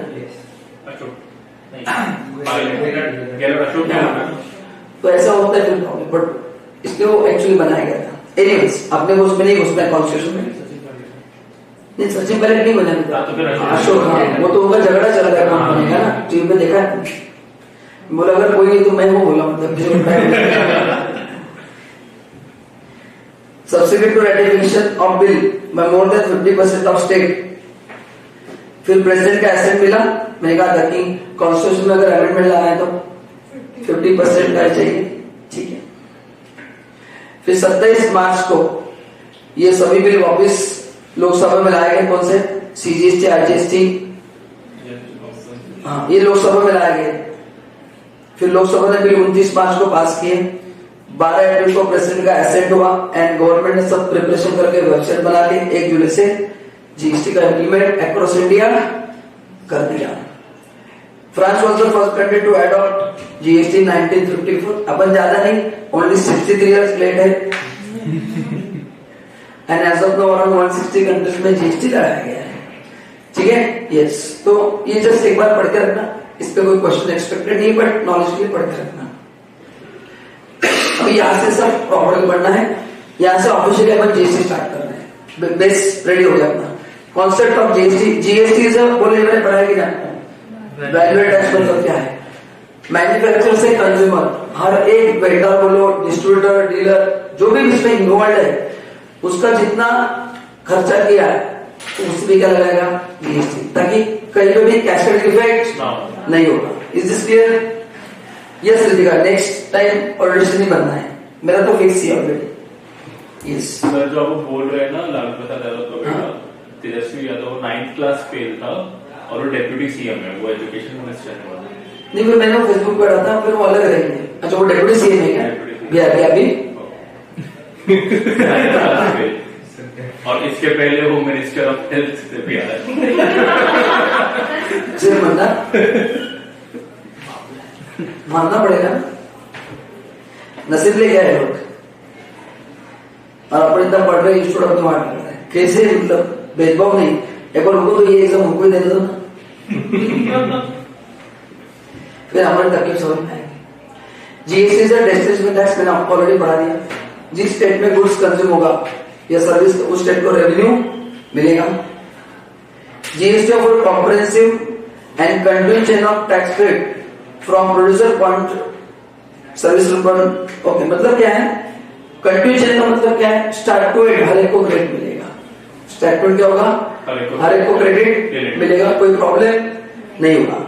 अच्छा, मैं ये पता नहीं कि आपको कोशिश करता हूँ, देखो आपको समझ आता तो अच्छी बात है, नहीं तो मैं एंड में बताने वाला हूँ। ये क्या लिखा मैं कोशिश कर रहा हूँ, देखो आपको समझ में आ रहा है क्या। सी अपन ने एक टेबल पढ़ा था नोट्स में, जिसमें अगर ये बंदा मैन्युफैक्चर है तो ये लगाता था पहले एक्साइज ड्यूटी, बराबर है, एंड वैट लगता था, बराबर।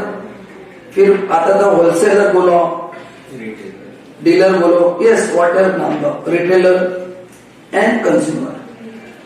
ये बंदा खाली क्या लगाते थे, वैट, बराबर है। तो यहां पे प्रॉब्लम नहीं था, यहां पे पूरा क्रेडिट मिलता था। प्रॉब्लम क्या होता था, इसका यहां पे किधर भी आईटीसी नहीं मिलता था, मतलब वैट में कोई प्रॉब्लम नहीं था। अच्छा, एक्साइज ड्यूटी का क्रेडिट क्यों नहीं मिलता था, क्योंकि लेवी नहीं होता था। एक्साइज ड्यूटी कौन लेवी कर सकता है, मैन्युफैक्चर, ये लोग मैन्युफैक्चर है नहीं ना। हाँ, अभी जीएसटी में क्या होगा, मैन्युफैक्चर से लेके रिटेलर तक सबके ऊपर सेम टैक्स लगेगा, सीजीएसटी एंड एचजीएसटी, तो सभी लोग एक जैसे टैक्स भरेंगे। तो ये इसके अगेंस्ट एडजस्ट होगा, और ये इसके अगेंस्ट इसको कंटिन्यूअस चेन ऑफ क्रेडिट, जो बोलना चाहते हैं। समझो तो ठीक है, नहीं समझो तो एंड में न्यूमेरिकल है मैं बताने वाला हूँ, बट कोशिश की एकदम सिंपल है बताने की, समझा। व्हाट इज कंटिन्यू, क्योंकि हमें टैक्स सब पे लगेंगे। पहले एक्साइज ड्यूटी का एक ही बंदे पे लगता था, अभी जो टैक्स लगेंगे वो सबके ऊपर लगेंगे। तो सीजीएसटी सबके ऊपर लगेगा, एचजीएसटी सबके ऊपर, तो सबको क्रेडिट मिलेगा। लेकिन अभी भी जीएसटी में प्रॉब्लम है, अभी भी क्रॉस सेट ऑफ नहीं मिलेगा, मतलब सी के अगेंस्ट सी सेट ऑफ होगा, एंड एस के अगेंस्ट पहले भी होता ही नहीं था, बट अभी क्या हो गया, सी सब पे आ गया। पहले क्या था, ये एक ही बार लगता था ना, आगे नहीं लगता था, इसलिए एक्साइज ड्यूटी पे बार बार टैक्स लगता था, अपन जो लास्ट लेक्चर में देखा था। अभी ऐसा नहीं होगा जीएसटी में, हर एक बंदे के ऊपर एक जैसे टैक्स लगेंगे। तो सबने अगर सीजीएसटी दिया तो सी के अगेंस्ट सी एडजस्ट होगा, सबने एस दिया तो एस के अगेंस्ट एडजस्ट होगा, बट ये दो क्रॉस सेट ऑफ नहीं होंगे, क्योंकि सेम प्रॉब्लम, एक टैक्स सेंट्रल वाले किसका है, ये दोनों एडजस्ट नहीं होंगे। बट अभी सबके ऊपर लगेगा तो सपोज ऊपर सभी लोग मैन्युफैक्चर है तो सबको क्रेडिट, हाँ सबका एक्स्ट्रा, हाँ ये अभी जीएसटी में सबके लिए कर दिया। अभी फर्क नहीं पड़ता, तो मैन्युफैक्चर हो, ट्रेडर हो, डिस्ट्रीब्यूटर या होलसेलर हो, लगने वाला टैक्स एक ही लगेगा, मतलब ना क्वांटम बदलेगा, नाम से रहेगा, सीजीएसटी एचजीएसटी। ये बता दो मैं क्या, मैं अभी उस पर गया नहीं हूँ, तो ये ऑनलाइन समझा आपको, नहीं समझा तो कोई प्रॉब्लम नहीं, बट एक बेसिक मैंने आइडिया देखी what is the meaning of continuous chain, कि जितने भी लोग इन्वॉल्व है सब पे अगर सेम टैक्स लग रहा है तो सी के अगेंस्ट सी का रेट मिलेगा, एस के अगेंस्ट क्रॉस सेट ऑफ नहीं होगा। मतलब सीजीएसटी एंड एचजीएसटी ये ट्रेन की पटरी है, जो साथ में चल सकते जुड़ नहीं सकते, वैसे अब ध्यान रखना। यस यस, ये साथ में जुड़े तो आपको हो सकता है। अल्टीमेटली बर्डन किस पे आएगा, हाँ इसको क्रेडिट मिलेगा क्या, नो क्रेडिट, भाई इसने क्रेडिट लिया तो फिर क्या गवर्नमेंट को कोई पैसे देगा, है ना। समवन हैज टू पे, जैसे अभी आपने क्लास ज्वाइन किया है, you are the end user, आपको क्रेडिट नहीं मिलेगा। मैंने जिम ज्वाइन किया, उसका क्रेडिट मेरे को नहीं मिलेगा, तो everyone is and user somewhere. मेरे घर पे टाटा स्काई का कनेक्शन है, नहीं मिलेगा, पर्सनल पर्पस है, वैसे नो कैस्केड इफेक्ट, ये मैंने आपको बता दिया। क्यों नहीं होगा, क्योंकि सबके ऊपर क्या होगा बोलो, सेम टैक्स लगेगा, तो उसके अगेंस्ट क्रेडिट मिलता रहेगा। Online up to this point any question, and थोड़ा मेरे को समझ लो, मैं जब तक चैप्टर एक कंप्लीट नहीं करूंगा ना, आपको इतना ग्रिप नहीं आएगा। तो let me finish one chapter, then आपको प्रॉपरली मतलब ये होगा। अभी थोड़ा डाउट्स आएगा अपने माइंड में, आप नोट डाउन करके रखना, मैं जब चैप्टर को कंप्लीट करूंगा आपके सब डाउट्स ऑटोमेटिक क्लियर हो जाएंगे. Online any question can I go ahead?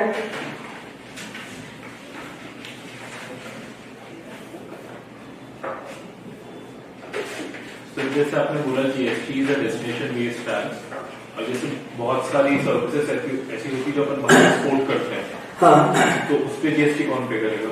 Export पे there is no GST. Import पे हाँ, इंपोर्ट पे इंपोर्ट पे बट सब्जेक्ट टू कंडीशंस. अगर एक्सपोर्ट पे जीएसटी आएगा तो अपन सामने से कलेक्ट करेंगे. ओके. कौन करेगा? मतलब अपन. एंड इंपोर्ट पे रिवर्स चार्ज लगेगा क्योंकि उनके देश में जीएसटी नहीं है ना. सप्लाई करना मैं बताऊंगा chapter, don't worry. Okay, now अभी जीएसटी का इंडिया में कौन सा मॉडल चलता है? अपन फॉलो कर रहे हैं ड्यूअल मॉडल. ऑस्ट्रेलिया चाइना में क्या है? नेशनल जीएसटी है. बट इंडिया में कहा कि हमारा सेंट्रल पे भरोसा नहीं. सेंट्रल ने कहा क्योंकि पेट्रोल जिस स्टेट में एनडीए की सरकार नहीं है वो क्या करेंगे? वहां पर रेवेन्यू पास ओवर बोलेंगे देखो डेवलपमेंट नहीं कर रहा हमको तो हम डेवलपमेंट कर देंगे. जहां पे एनडीए की सत्ता है वहां पे फटाफट रेवेन्यू देंगे. नहीं चलेगा. स्टेट टैक्स यूएस में अलग सिस्टम है. यूएस में देयर इज नो, हर एक स्टेट अलग अलग है. इनकम टैक्स भी अलग है यूएस में. इंडिया में नेशनल एक ही है ना, यूएस में अलग सिस्टम है. तो यहाँ पे स्टेट लेवल पे जीएसटी लगता है. There is no center. हर स्टेट अपना अपना कलेक्ट करता है. मतलब एंटी कॉम्पिटिशन है. अपन पढ़ रहे हैं, अपन आते हैं गरीब देशों में, ब्राजील, कनाडा एंड इंडिया. अपन ने कहा कि हम दोनों लगाएंगे, हम दोनों साथ में लूटेंगे. सेंट्रल गवर्नमेंट शेड्यूल आपको दोनों साथ में लूटेगा, अलग अलग नहीं लूटेंगे बोले. हाँ, और ये रेट भी दोनों का क्या रहेगा? सेम रहेगा. रेट भी दोनों का क्या रहेगा? सेम रहेगा. और ये एक ही अमाउंट में दोनों आएंगे. मतलब क्या? सपोज वैल्यू अगर 1000 रुपया है, मैं बोलता हूँ कि सीजीएसटी जो है, सेंट्रल जीएसटी 9% है, स्टेट जीएसटी 9% है, तो ये दोनों 9% 1000 रुपए पे आएंगे. तो ये भी 90 रुपए आएगा और ये भी 90 रुपया. One nation one tax. तो ये क्वांटम भी सबका सेम रहेगा. तो जिस वैल्यू पे सीजीएसटी आएगा उसी वैल्यू पे क्या आएगा? हाँ, क्योंकि 1090 भी नहीं आएगा. फिर आगे कैस्केडिंग इफेक्ट. फिर जीएसटी आएगा मतलब कि अभी पहले चलने दो. पहले भी एक्साइज ड्यूटी पे वैट लगता था ना, अभी नहीं लगेगा. क्योंकि सी क्या है? सी का क्रेडिट मिलेगा. एस क्या है? एस का क्रेडिट मिलेगा. तो कहीं पे भी कैस्केडिंग इफेक्ट नहीं होगा. ठीक है, ओके. तो अपन ये मॉडल फॉलो कर रहे हैं. नाउ अभी जरा ध्यान से सुनिए, कॉन्सेप्ट को बता रहा हूं मैं. क्या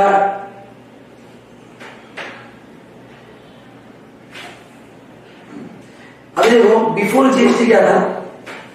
वैट लगता था जब गुड्स सेल होते थे. सीएसटी लगता था जब गुड्स सेल होते थे.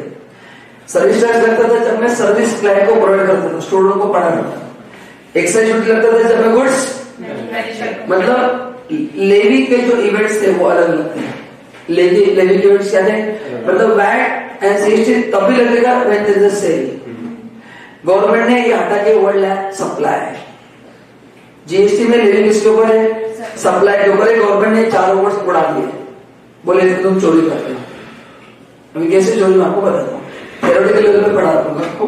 मैं वैट सिस्टम में एग्जाम्पल देता हूँ कि कैसे चोरी हो रही है, बट आप इतना डीप नहीं जाएंगे.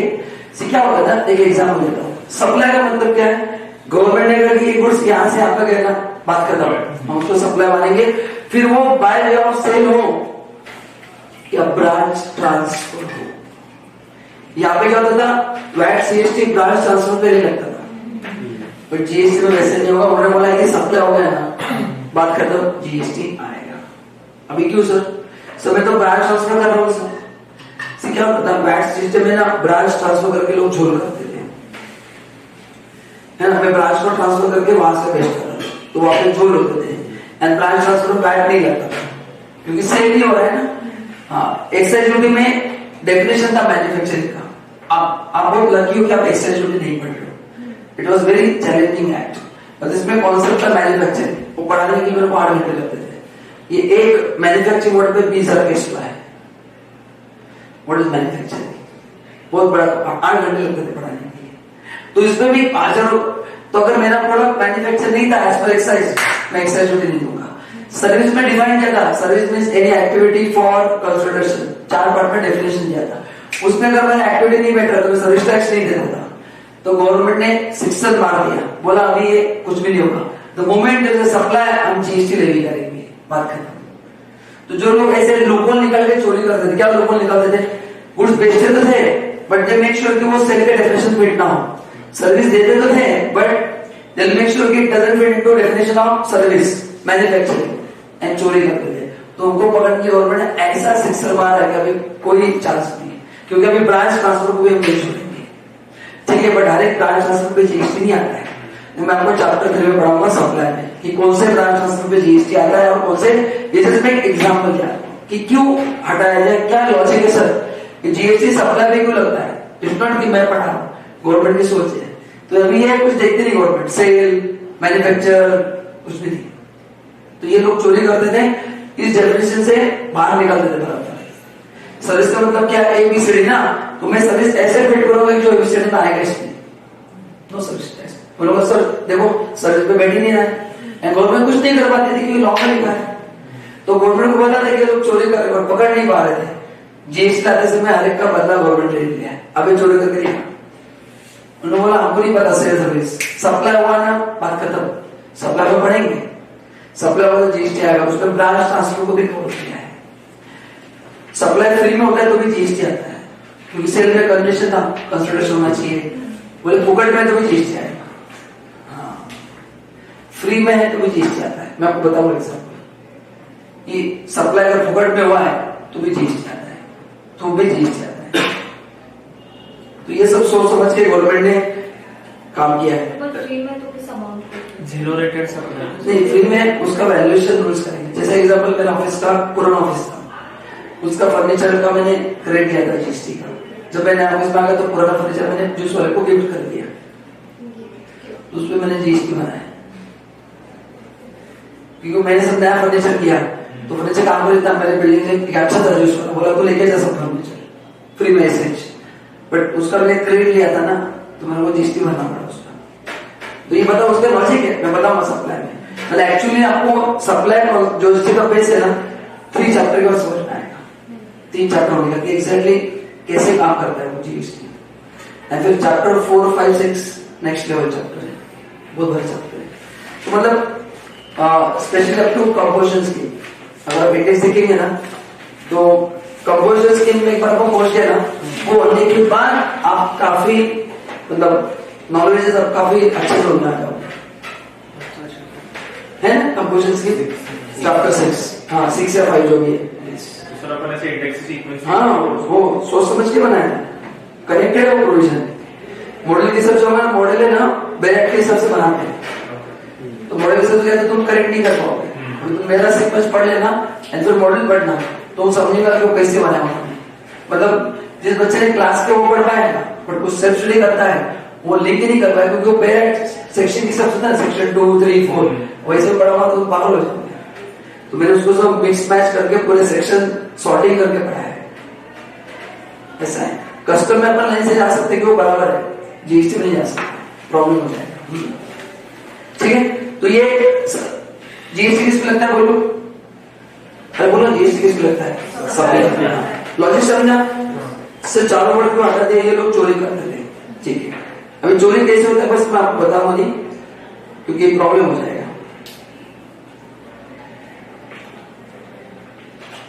कहां पे आप जो रिकॉर्डेड देख रहे हैं आपको वीडियो पॉज करके लिखना है, क्योंकि रिकॉर्डेड के बहुत सारे ग्रुप है, इतने सारे ग्रुप में शेयर करना पागल हो जाता है। अभी 2 तरह के सप्लाई होते हैं, एक होता है इंटरस्टेट सप्लाई और एक होता है इंटरस्टेट। इंटरस्टेट का मतलब है विद इन स्टेट और विद इन यूनियन टेरिटरी। मतलब अभी मैं महाराष्ट्र में हूं तो यहाँ पे जो भी सप्लाई होगा उसको बोलेंगे intrastate. And what is interstate, अच्छा इस पे लगते हैं 2 टैक्सेस, सीजीएसटी एंड एलजीएसटी। ये 2% एग्जाम्पल है। जीएसटी के रेट्स क्या मैं अगले चैप्टर में कवर करने वाला हूँ। ये काल्पनिक है बट ये रियलिस्टिक है। आपने मोस्टली सर्विसेज जो इंडिया में है और 98% सर्विसेज 80% में 98%। आप इसके आगे ऑब्जर्व कर लो, मेरे चीज पे भी जीएसटी 18% है, क्लासेस के फीस में भी कितना है 18। You go and avail any services. अभी परसों क्रिकेट खेलने गए थे, उसमें भी 80% है। हर एक पे वो लेते नहीं है, क्यों देते भी गवर्नमेंट कैश डायरेक्ट टैक्स में हमारा जीएसटी भी हमारा। सर हम इससे पहले जब खेलने गए थे ग्रीन बॉक्स में हम उसको बोले कि हम ऑनलाइन कर दो, नहीं हमको कैश ही चाहिए। वैसे तो बहुत जगह यहाँ पे फेमस आइसक्रीम का शॉप है, बहुत फेमस। यहाँ से 1 किलोमीटर आपको उधर आइसक्रीम खाने जाना, मतलब पुणे के सबसे फेमस आइसक्रीम है। तो वहां पे बोर्ड लिखा बाहर कि we don't accept money Google Pay. एकदम गलत है, मतलब ये अगर मैं फोटो डिमांड भेज दिया ना तो गाड़ी आ जाएगी। आपने वैसा करना नहीं है, बता रहा हूँ। सही जगह पे पहुंचा जाए, मैं पहुंचा सकता हूँ और कहाँ पे पहुंचाना है कमिश्नर के बाद किसी रीजन को ऐसे बेच रहे नेक्स्ट डे आ जाएंगे उसके पास। अब देखो क्या करना है, अभी हर एक का बिजनेस करने का तरीका अलग रहता है। लिखा है we don't accept money Google Pay online, क्योंकि वो है उस क्वेश्चन पे कि कैशलेस लोगों को जरूरत है। तो मोदी जी का सपना वो चोर चोर कर रहे हैं, और अभी आ रहा है डिजिटल रुपया। मैंने वीडियो बनाया था, लॉन्च हो रहा है, बहुत मस्त किया गवर्नमेंट ने। बट ये फायदा वो बताएगा, करेंसी प्रिंट करना कम कर दो, फायदा है। तुम करेंसी प्रिंट करो, ब्लैक में एक बढ़ता रहेगा। करेंसी प्रिंट कम कर दो, 2000 के नोट बंद कर दो, मैं तो 500 के नोट बंद कर दो। 100 रुपए के नोट रखने के लिए कितना बड़ा जगह लेना पड़ेगा ब्लैक मनी। इसलिए तो 2000 के नोट आते हैं सर्कुलेशन में, आते एक बार टाइम में तो वापस नहीं आते। देखना तो एटीएम से निकल के वो जितने उतने गवर्नमेंट बोला करे नोट, जिस दिन खत्म हो जाएंगे खत्म। किधर आ रहे हो, बैंक से पैसे निकालो। 500 के ऊपर नोट है कि 2000 नोट नहीं है, तो समझ नहीं लगे कि वो पुराने हैं, गड़बड़ के नहीं है। टेंशन मत कुछ ऐसा कुछ नहीं है। मेरे पास भी 2000 नोट है, बट वो पुराने, एक बार बैंक में गया तो वापिस नहीं आएगा। बट भर दो भाई, वो तुझे को भरोसा नहीं, वो मित्र बोल देंगे। 2000 नोट पहले बता, मेरा पर्सनल एडवाइस है, पहले को रखना है भाई। वो कभी मित्र बोल सकते हैं, कभी मित्र बोलते मैं ऐसे रख के सुनता हूँ, किसकी बात लगाएंगे मित्रों। आज से 2000 नोट बंद। जिन लोगों ने ब्लैक को पैसे जमा किया है, फोन इधर उधर में कैसे करने का। So anyway, between two states मतलब भूमिका नाम नहीं है, 2 states है, 2 union territories, 1 state 1 UT, supply to SEZ। मैं इस पे डिटेल बात करूंगा। इंपोर्ट एक्सपोर्ट इनको बोलते हैं इंटरस्टेट सप्लाई। इस पे लगता है IGST। अभी IGST क्यों लगा है उसको लॉजिक समझो। अच्छा CGST HST क्यों, देखो इक्वल जितना रेवेन्यू सेंटर को मिलेगा उतना ही स्टेट को, दोनों साथ रहकर लूटेंगे। अभी IGST लाया क्यों क्या, ये तो आपको पता है कि whether this interest rate supply IGST आता है, but sir IGST why not this. Ultimately देना तो 18% है ना, लॉजिक समझो। प्रॉब्लम क्या है, मैंने आपको कहा था कि GST सर डेस्टिनेशन बेस्ड है। तो मैं मुंबई से सप्लाई कर रहा हूँ राजस्थान, जयपुर। अभी ये I am not the right person to decide कि इंटरेस्ट रेट सप्लाई है। सिंपल ट्रांजेक्शन में पॉसिबल है, कॉम्प्लिकेटेड में पॉसिबल नहीं है। मैं आपको बताता हूँ एग्जाम्पल। तो गवर्नमेंट ने कहा कि कुछ तुम तुम्हारे दिमाग मत चलाओ, तुम हमको पैसा दो, हम डिसाइड करेंगे कि कहाँ पे कंजम्पशन हुआ है एंड हम वो रेवेन्यू डिस्ट्रीब्यूट करेंगे। इसलिए उन्होंने पूरा पैसा कलेक्ट किया एंड इसलिए उसका नाम दिया IGST। That is the logic है। अदरवाइज ये भी नाम रख सकते थे।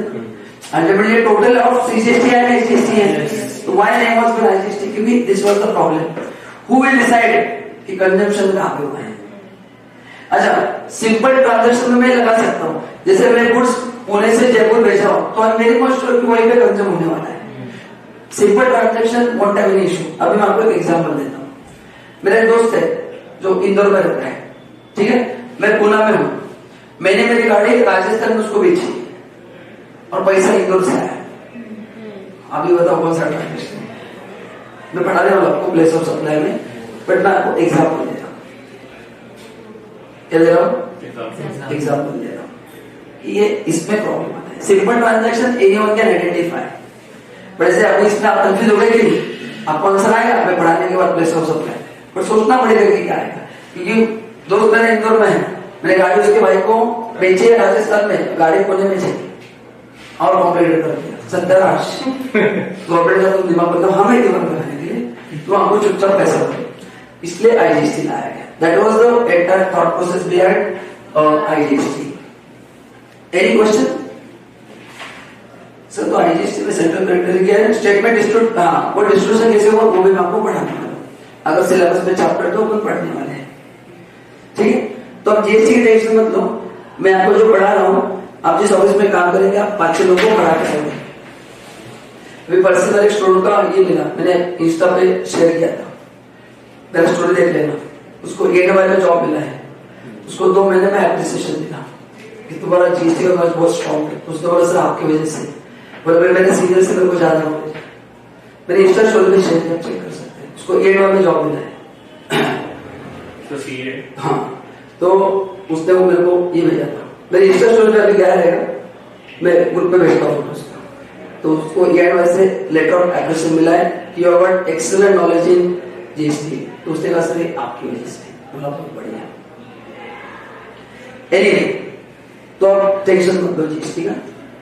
अभी क्या बताना है, ये मैंने आपको लॉजिक बता दिया ना, तो बताओ आईजीएसटी का समझ में आएगा, क्योंकि आप और मैं कौन है और हर एक बिजनेसमैन थोड़ी जीएसटी पढ़ के बैठा है। आपने मैंने पढ़ा है, आपके पेरेंट बिजनेसमैन उन्होंने पढ़ा है जीएसटी है, तो हर एक बंदे को जीएसटी पढ़ाना पड़ेगा।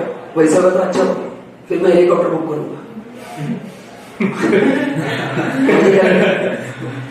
फिर डायरेक्ट मैं हेलीकॉप्टर बुक करूंगा, कितना फायदा होगा, हर एक बंदे को जीएसटी पढ़ना है।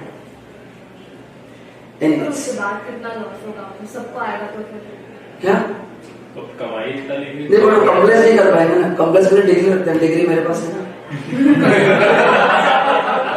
नॉलेज दे नॉट एग्जाम पास होना अलग चीज है, एग्जाम में जितनी मार लगे तुम जल्दी से वो याद खाए, वो अपने को पता है कि कैसे इंस्टीट्यूट करने देता है ना, एक मार्क्स उड़ा देता है।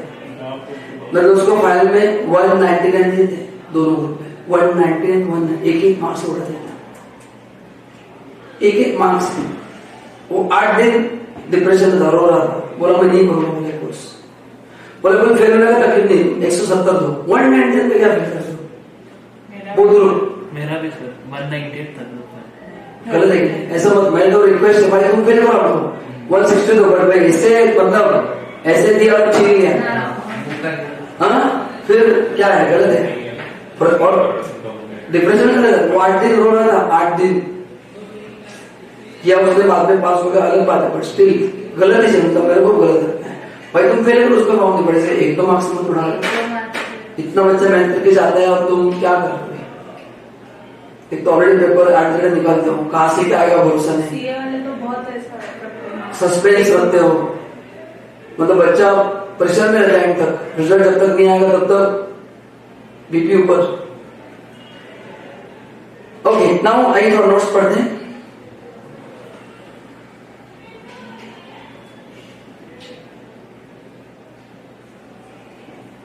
गवर्नमेंट हमें कोई चल रहा है ना, कोई तो बॉडी लेके आने वाले सभी इंस्टीट्यूट को कंट्रोल करने के लिए, सीए के लिए सीए नहीं आना चाहिए, अल्टरनेट डिग्री ला रहे सीए का, नहीं आना चाहिए, नहीं आना चाहिए।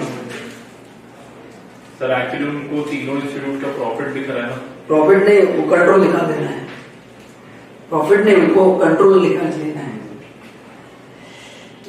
ओके, चलो पहला कौन सा है, सीजीएसटी कौन लेवी कर सकता है, central government, levied and collected by, levy का मतलब होता है creation of charge and levy is supply, GST किसको लगता है, लेवी जहां पे बढ़ेगा मतलब वो सप्लाई है, क्योंकि जीएसटी जैसे कस्टम ड्यूटी किस पर levy, import and export, income tax on income, GST supply, state GST है, यूजीएसटी है एंड आईजीएसटी का लॉजिक मैंने आपको बता दिया कि उसको इंटीग्रेट क्यों किया गया, क्योंकि वो डिफाइन करना अपने लिए पॉसिबल नहीं है, इसलिए बोल रहा था कि तुम हमको दो। चलो अभी थोड़ा डिस्कशन करते हैं regarding unit territories, just for knowledge purpose, इसमें एग्जाम में क्वेश्चन नहीं आएगा। मैंने यूनिट टेरिटरी को 2 पार्ट में डिवाइड किया है, आप कुछ बता सकते हैं अगर कुछ आपको आता है तो, कि क्यों 2 पार्ट में डिवाइड किया है? आर्टिकल 3 नहीं, वो तो जम्मू कश्मीर लड़ाई है खाली, सर हाँ स्टेट लेजिस्लेचर इसलिए क्योंकि वहां पे उनका खुद का लेजिस्लेशन है करेक्ट। और बाकी ये जो सेंट्रल गवर्नमेंट का ही है। ये जो 3 यूनिट टेरिटरीज है, दिल्ली, पुडुचेरी है, जम्मू कश्मीर, यहाँ पे स्टेट लेजिस्लेचर है, तो यूनिट टेरिटरी होने के बाद भी वहां पे एसजीएसटी लगेगा, एंड यहाँ पे नहीं यूजीएसटी लगेगा। आए कहां से, समझ में ये फर्क है, समझ में आ गया। तो जिस यूनियन टेरिटरी में स्टेट लेजिस्लेचर है वहां पे टैक्स लगेगा CGST एंड HGST, एंड जहां पे नहीं है स्टेट लेजिस्लेचर वहां पे क्या लगेगा, ठीक है, ओके। देन जम्मू कश्मीर, लद्दाख को भी यहाँ पे रखा है। दादरा नगर हवेली एंड दीव दमन ये पहले अलग अलग थे, उसको कंबाइन किया गया। कंबाइन क्यों किया गया, क्योंकि ये छोटे यूनियन टेरिटरीज है। कंबाइन करने से क्या होगा, पहले जो अलग अलग नंबर लगते थे अभी तीनों यूनिट में एक नंबर होकर भी चलेगा। तो GST का प्रोसेस सेंट्रलाइज कर दिया है, कंप्लायंस कम करने के लिए अमेंडमेंट किया गया है। तो क्या होता है, हर एक यूनियन टेरिटरी में अलग अलग नंबर लेना पड़ेगा। तो यार ये कंपेयर टू ज्यादा स्मॉल यूनियन टेरिटरीज, तो गवर्नमेंट ने कहा कि नहीं, अब क्या करेंगे, उसको कंबाइन कर देंगे कंप्लायंस कम करने के लिए। यस, अच्छा, can anyone define what is union territory, क्या होता है यूनियन टेरिटरी, कोई डिफाइन कर सकता है क्या होता है? We have state and we have union territory. Union territory बनते कैसे, क्या है उसका लॉजिक, क्या है, कैसे बन गए यूनियन टेरिटरीज? कॉलोनीज थे, ओके, ठीक है। सर मैं चंडीगढ़ का आपको बता सकता हूँ, बिकॉज पहले Punjab Haryana was the same state, but वो सिविल राइट कुछ वहाँ पे हुआ तो अलग अलग हुआ, but Chandigarh was the capital at that moment. तो अब वो हरियाणा में चंडीगढ़ के अलावा कोई सिटीज नहीं थी जिसको कैपिटल डिक्लेयर कर सके, तो इसलिए चंडीगढ़ को एज अ यूनियन टेरिटरी रखा ताकि वो दोनों स्टेट की कैपिटल रहे। लेकिन उसपे ना पंजाब गवर्नमेंट का स्टे है ना हरियाणा गवर्नमेंट का स्टे है। I know about Chandigarh only. ठीक है, एनीथिंग, दोनों जगह तो HGST क्यों कौस्तुभ, क्योंकि यहाँ पे स्टेट लेजिस्लेचर है। जैसे दिल्ली में आप गवर्नमेंट है ना, तो वहाँ पे यूनियन टेरिटरी का मतलब क्या है, सब लोग पार्लियामेंट के चलते हैं, वहाँ पे पूरा कंट्रोल किसका रहता है, सेंट्रल का रहता है। यहाँ पे दिल्ली में सेंट्रल का कंट्रोल है या आपका कंट्रोल है? हाँ, तो वहाँ पे स्टेट लेजिस्लेचर है, इसलिए वहाँ पे क्या लगता है, स्टेट GST लगता है। कौस्तुभ डाउट क्लियर किया, एस क्यों आता है?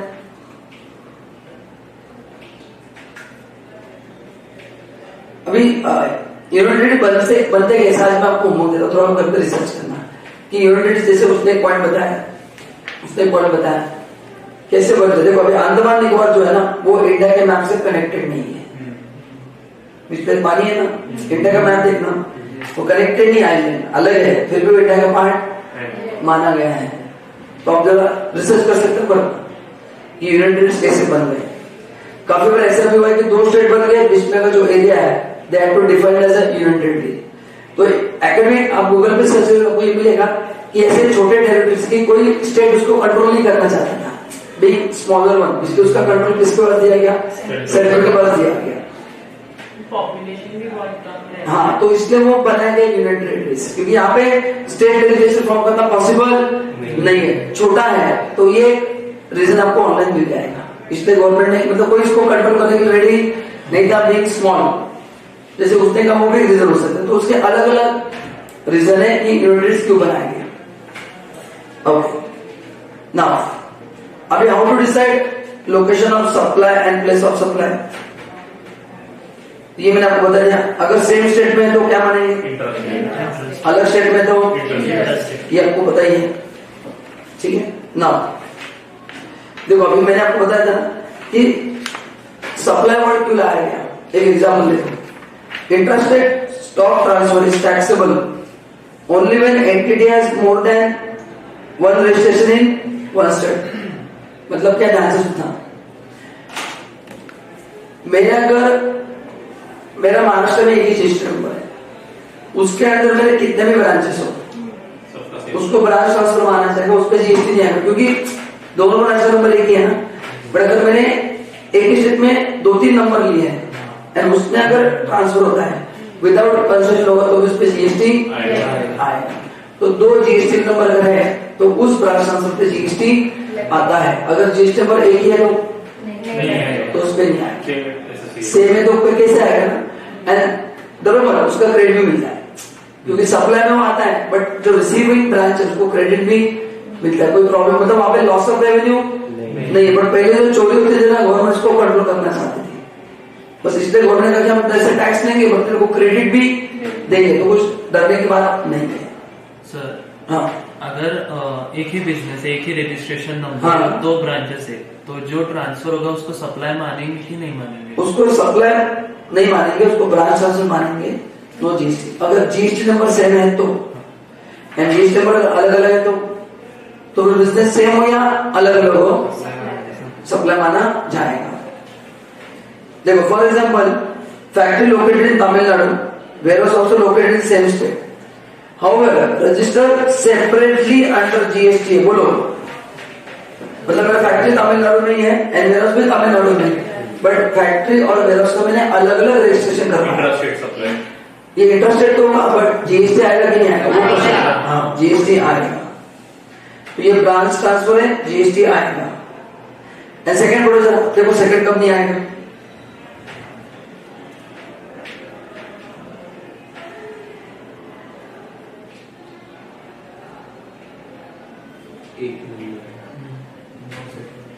अच्छा एक ध्यान से सुनना, अभी मैं आपको एक लॉजिक बता रहा हूं, ये आपको समझ में आ गया? अब आपके हिसाब से समझ लो, मैं आपको भी एक इंटरेस्टिंग लॉजिक बताने जा रहा हूँ। इसलिए मैंने कहा कि आप इलस्ट्रेशन सेकंड पढ़ लिया सभी, कंफर्म? ध्यान दो।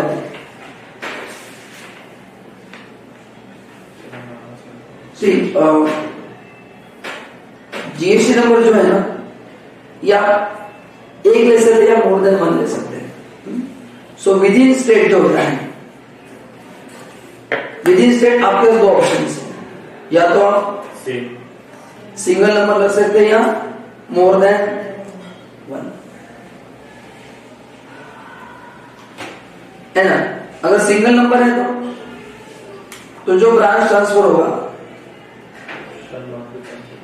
इस पे जीएसटी नहीं आएगा और इस पे जीएसटी आएगा। ये तो आपको समझ में आ गया, है ना? सिंगल नंबर है तो ब्रांच ट्रांसफर पे जीएसटी नहीं आएगा, एंड अगर एक स्टेट में दो अलग अलग नंबर है तो जीएसटी आएगा और आईटीसी भी मिलेगा, तो कोई नुकसान होने की बात नहीं है, या तो कोई प्रॉब्लम। अभी मैं बात कर रहा हूं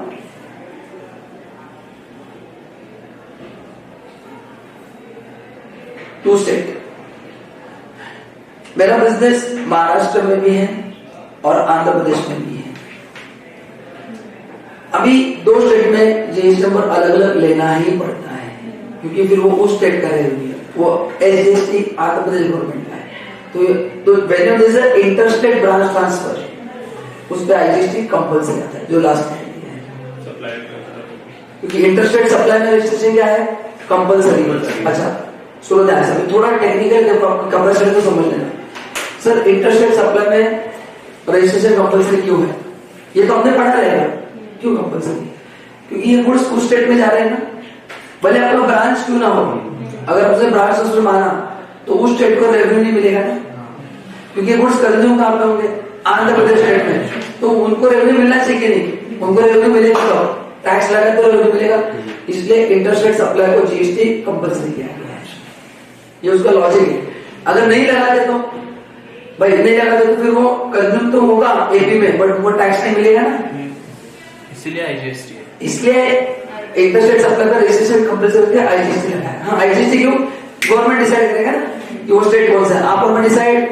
मैंने आपको दो कॉम्प्लिकेटेड एग्जांपल दिए कि बेचने वाला एक जगह पे, गुड्स एक जगह पे, खरीदने वाला एक जगह पे, पैसा चौथी जगह पे है, तो कैसे डिसाइड करेंगे? तो ये उसका एक्चुअल लॉजिक है। तो दो स्टेट में क्या है, सेम जीएसटी नंबर, दो स्टेट में अलग अलग नंबर लेना है। पैन कार्ड नंबर एक होगा इंडिया लेवल पे, तो आईसीआईसीआई बैंक का पैन कार्ड नंबर एक ही है, उनका बैलेंस शीट एक ही बनेगा, बट हर एक स्टेट में जीएसटी नंबर अलग लेना ही पड़ेगा। तो मेरा जो बैंक है वो महाराष्ट्र में, उनका जीएसटी नंबर एक रहेगा, पैन नंबर एक रहेगा ना, क्योंकि एज ए एंटिटी सीधे वो इनकम टैक्स एक्ट अलग है, जीएसटी अलग है। मैं दोनों के कंबाइन बता रहा हूँ। इनकम टैक्स में आईसीआईसीआई बैंक को बताओ, आईटीआर क्या हर एक ब्रांच का बनेगा या कंसोलिडेटेड बनेगा? हाँ, तो पैन नंबर एक रहता है, जीएसटी नंबर अलग अलग रहते हैं। अच्छा सर मेरे को पैन नंबर अलग करना है तो फिर वो एंटिटी अलग हो गई, फिर वो एंटिटी अलग होगी ना। मैं बात कर रहा हूँ आईसीआईसीआई बैंक की, इंडियन रेलवे आईसीआईसीआई बैंक है, उसका पैन नंबर क्या रहेगा? एक, जीएसटी नंबर अलग रहेगी। तो जीएसटी के कंप्लायंस हर एक ब्रांच के अलग हो गए, बट इनकम टैक्स का ठीक है। तो ये जस्ट तो दो स्टेट में क्या बोलो, क्या क्या पढ़ना है इंपॉर्टेंट। दो स्टेट में कहना है use one number, not possible. Registration लेना ही पड़ेगा एंड उसमें एटलीस्ट आएगा, सामने वाले को क्रेडिट मिलेगा, कोई प्रॉब्लम नहीं, पर वो रजिस्टर होना जरूरी है। अगर वो रजिस्टर नहीं है तो फिर तुमको क्रेडिट नहीं मिलेगा। ठीक, तो ये एग्जाम्पल था। तो जीएसटी इंडिया में क्यों आया? अच्छा, आपको एक स्टोरी बताता हूँ, बहुत बड़ी स्टोरी है। अच्छा, आपने सुना रहेगा ना कि जम्मू कश्मीर में लॉ लेट अप्लाई होते हैं, तो सुना जाते हैं, पता है क्यों? आर्टिकल 370 नहीं, वो तो बड़ा तो हट गया ना, बट उसके पहले क्या था, अब इसका आपको स्टोरी सुनाता हूँ। देखो यहाँ पे पहले देख लो, सीजीएसटी, आईजीएसटी एंड यूजीएसटी ये कब अप्लाई हुआ है? 1 जुलाई, आपको पता ही है। लेकिन जम्मू कश्मीर कब अप्लाई हुआ है? 8 जुलाई। तो सिर्फ जम्मू कश्मीर का क्या सीन है, आपको क्या है उसका लॉजिक? ये हर बार वो लेट करते हैं, उनका अलग है, वो अपनी सुनते नहीं, क्यों ऐसा? अभी आपको मैं उसका एक्सपीरियंस सुनाता स्टोरी, ताकि पार्लियामेंट में जो झगड़ा करते हैं ना, आप उसका लॉजिक समझेगा। बीजेपी बोलती है ना कि शुरुआत जो है, जो टेररिज्म की शुरुआत है, वो कांग्रेस ने की है, कांग्रेस बोलते कि बीजेपी ने की है। मैं आपको उसकी सच्चाई बताता हूँ। ठीक, क्या हुआ था? स्पेशल स्टेट था पहले, ठीक है, अगर वो एकेडमिक है, मैं जो बना उससे तुमको क्लियरिटी आएगी कि ऐसे पार्लियामेंट में क्यों झगड़ा करते हैं। तो उनको कॉन्स्टिट्यूशन अलग ही था क्यों? मेरा क्वेश्चन आ गया, क्योंकि वो इंडिया को, अपने आप को इंडिया का हिस्सा नहीं इंडिया का मानते थे, पार्ट नहीं पाकिस्तान का मानते हिस्सा थे। मानते थे। हाँ, क्यों? फिर भी डिस्प्यूटेड लैंड था ना। नहीं, सुनो, मैं आपको कभी सब डाउट्स क्लियर हो जाएंगे आपको। मतलब पार्लियामेंट जब झगड़ा होता है, तुमको लॉजिक समझेंगे लोग झगड़ा क्यों कर रहे हैं। क्या होता है, जब 1947 में इंडिया इंडिपेंडेंट हुआ, ब्रिटिशर्स ने क्या किया था, जब इंडिया में रूल किया, इंडिया में क्या था, राज्य महाराजा सिस्टम था, तो उन्होंने हर एक राज्य से लड़ाई करके स्टेट जीते थे। तो ब्रिटिशर्स होशियार थे, उन्होंने 1947 में आके टुकड़े टुकड़ों में इंडिया को बांट दिया, जिस राज्य से उन्होंने जीता था वापिस दे दिया। एंड उस समय थे सरदार वल्लभ भाई पटेल, वो स्टेच्यू भी बना, आपको लॉजिक पता। ओके, तो और वो नेहरू जी थे। तो वल्लभ भाई पटेल जो थे वो बहुत एग्रेसिव थे, उन्होंने हर एक राजा बोलते कि भाई वो खत्म हो गया, सबको इंडिया में मर्ज होना है, सबको इंडिया में क्या होना है, कोई तुम्हारा राज्य वाला कुछ नहीं देगा। बट फिर भी उनका सम्मान रखने के लिए अभी भी उनको एक एक दिया है। मतलब if you go to Udaipur, अभी भी एक महल उनके कस्टडी में है एंड दूसरे महल गवर्नमेंट ने ले लिए। यू गो टू जयपुर, जितने भी राजा महाराज ओडिशा में जाओ, तो वो जो उनके सब भी प्रॉपर्टी किसके हो गई, गवर्नमेंट की हो गई, बस एक एक महल उनको दिया है। If you go to Mysore, Mysore का राजवाड़ा, हाँ, तो उसमें 60% गवर्नमेंट का, 40% उनका है। और वो अपना जो टिकट देखते रेवेन्यू, वो रेवेन्यू उनको मिलता है राजा महाराजों को।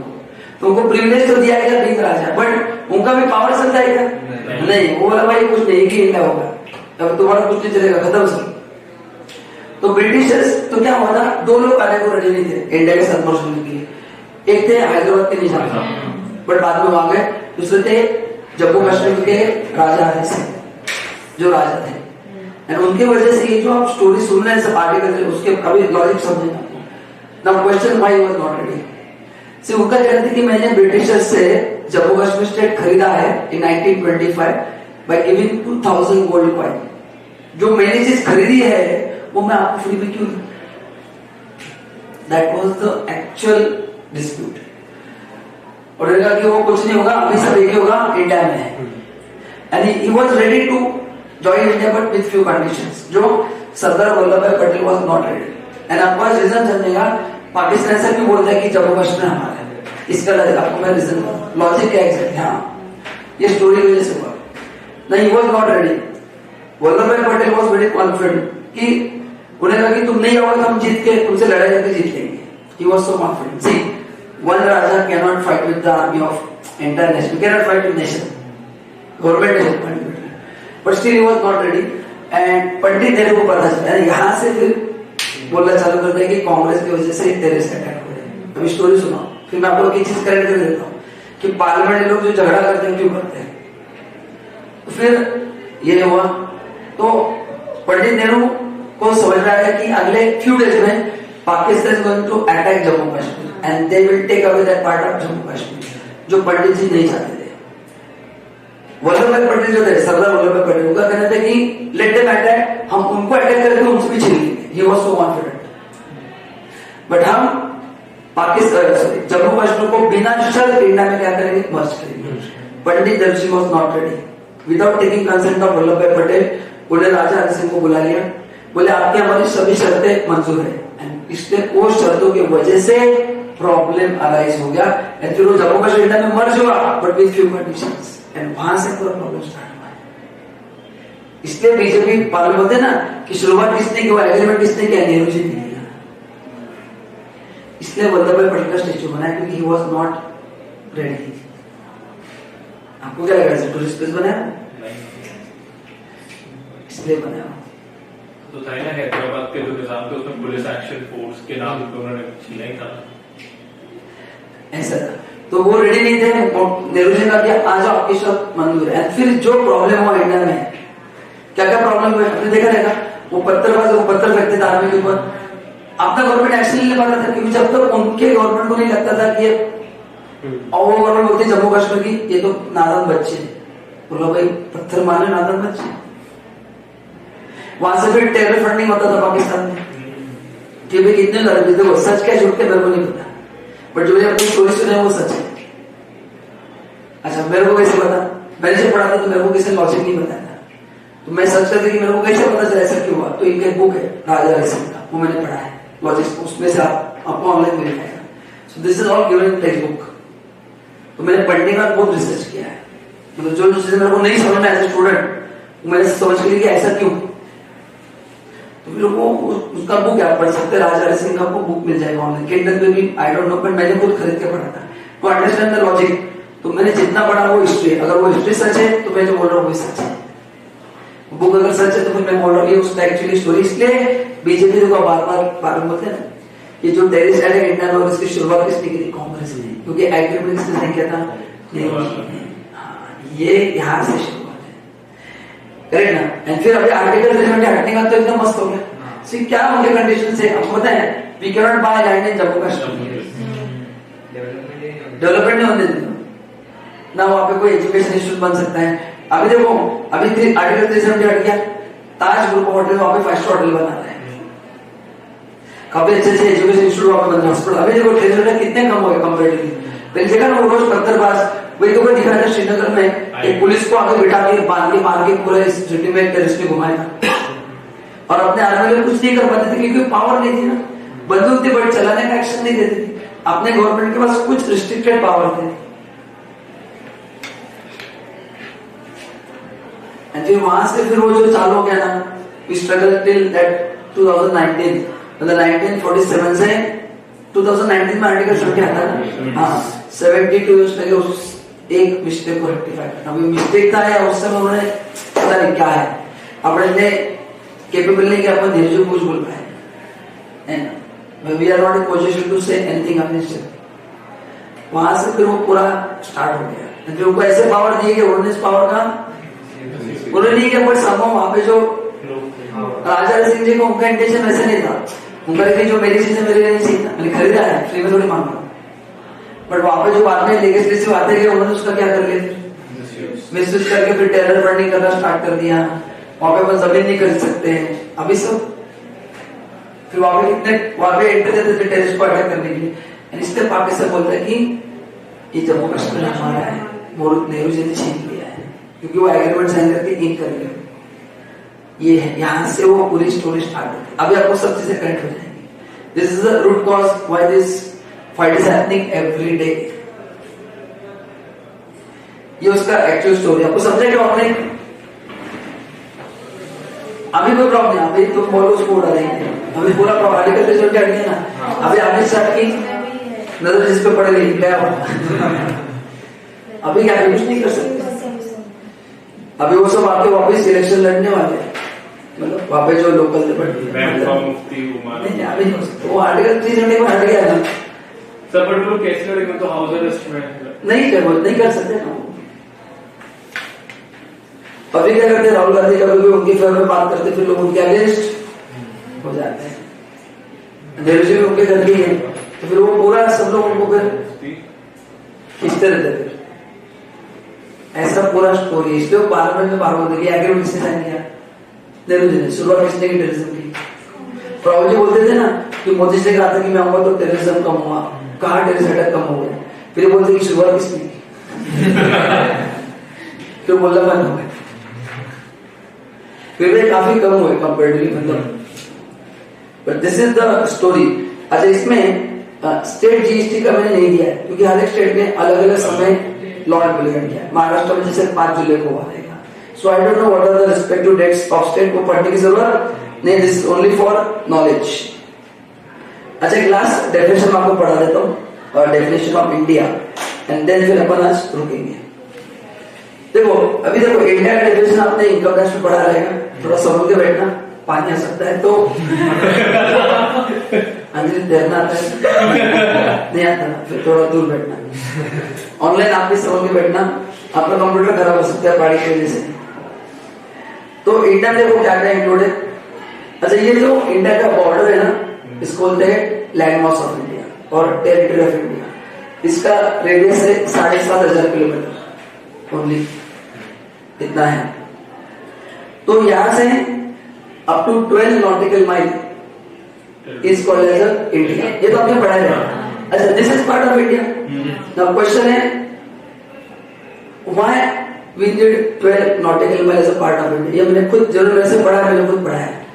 सो इसे क्यों, मतलब आप बड़ा इसलिए पढ़ना है कि इंडिया इंक्लूड्स 12 नॉटिकल माइल, क्यों, लॉजिक समझो। क्या होता था पहले, किधर गया, क्योंकि इसके ऊपर भी क्वेश्चन बनने वाले हैं। देखो लेट्स से, अरे बाप रे, मेरे डायग्राम में मत जाना। This is southern part of India, ये है मुंबई, ये है गोवा, बराबर लिख रहे हैं, गोवा नीचे है ना। अगर इंडिया में जो इंडिया का मैप है वही रहता तो क्या प्रॉब्लम आता, मुंबई से गोवा कुछ भेजना है या गोवा से मुंबई कुछ भेजना है, अगर ये 12 नॉटिकल इंडिया में नहीं होता तो ये इंपोर्ट एक्सपोर्ट हो जाता है। इसलिए गवर्नमेंट को 12 नॉटिकल माइल डेफिनेशन डिफाइन करना पड़ा, क्योंकि एग्जैक्टली वो कोस्टल लाइन भी है। तो जब पानी से वो जाएगा तब कहां से जाएगा, बाहर से जाएगा ना वो, तो इसलिए गवर्नमेंट को up to 12 nautical mile cover करना पड़ा, क्योंकि काफी सारे एक्टिविटी होते हैं जो अभी ऑप्शन नहीं, पानी को रास्ता कैसे, वो तो बाहर से जाना पड़ेगा ना, क्योंकि मुंबई वाली तो कोस्टल लाइन पे।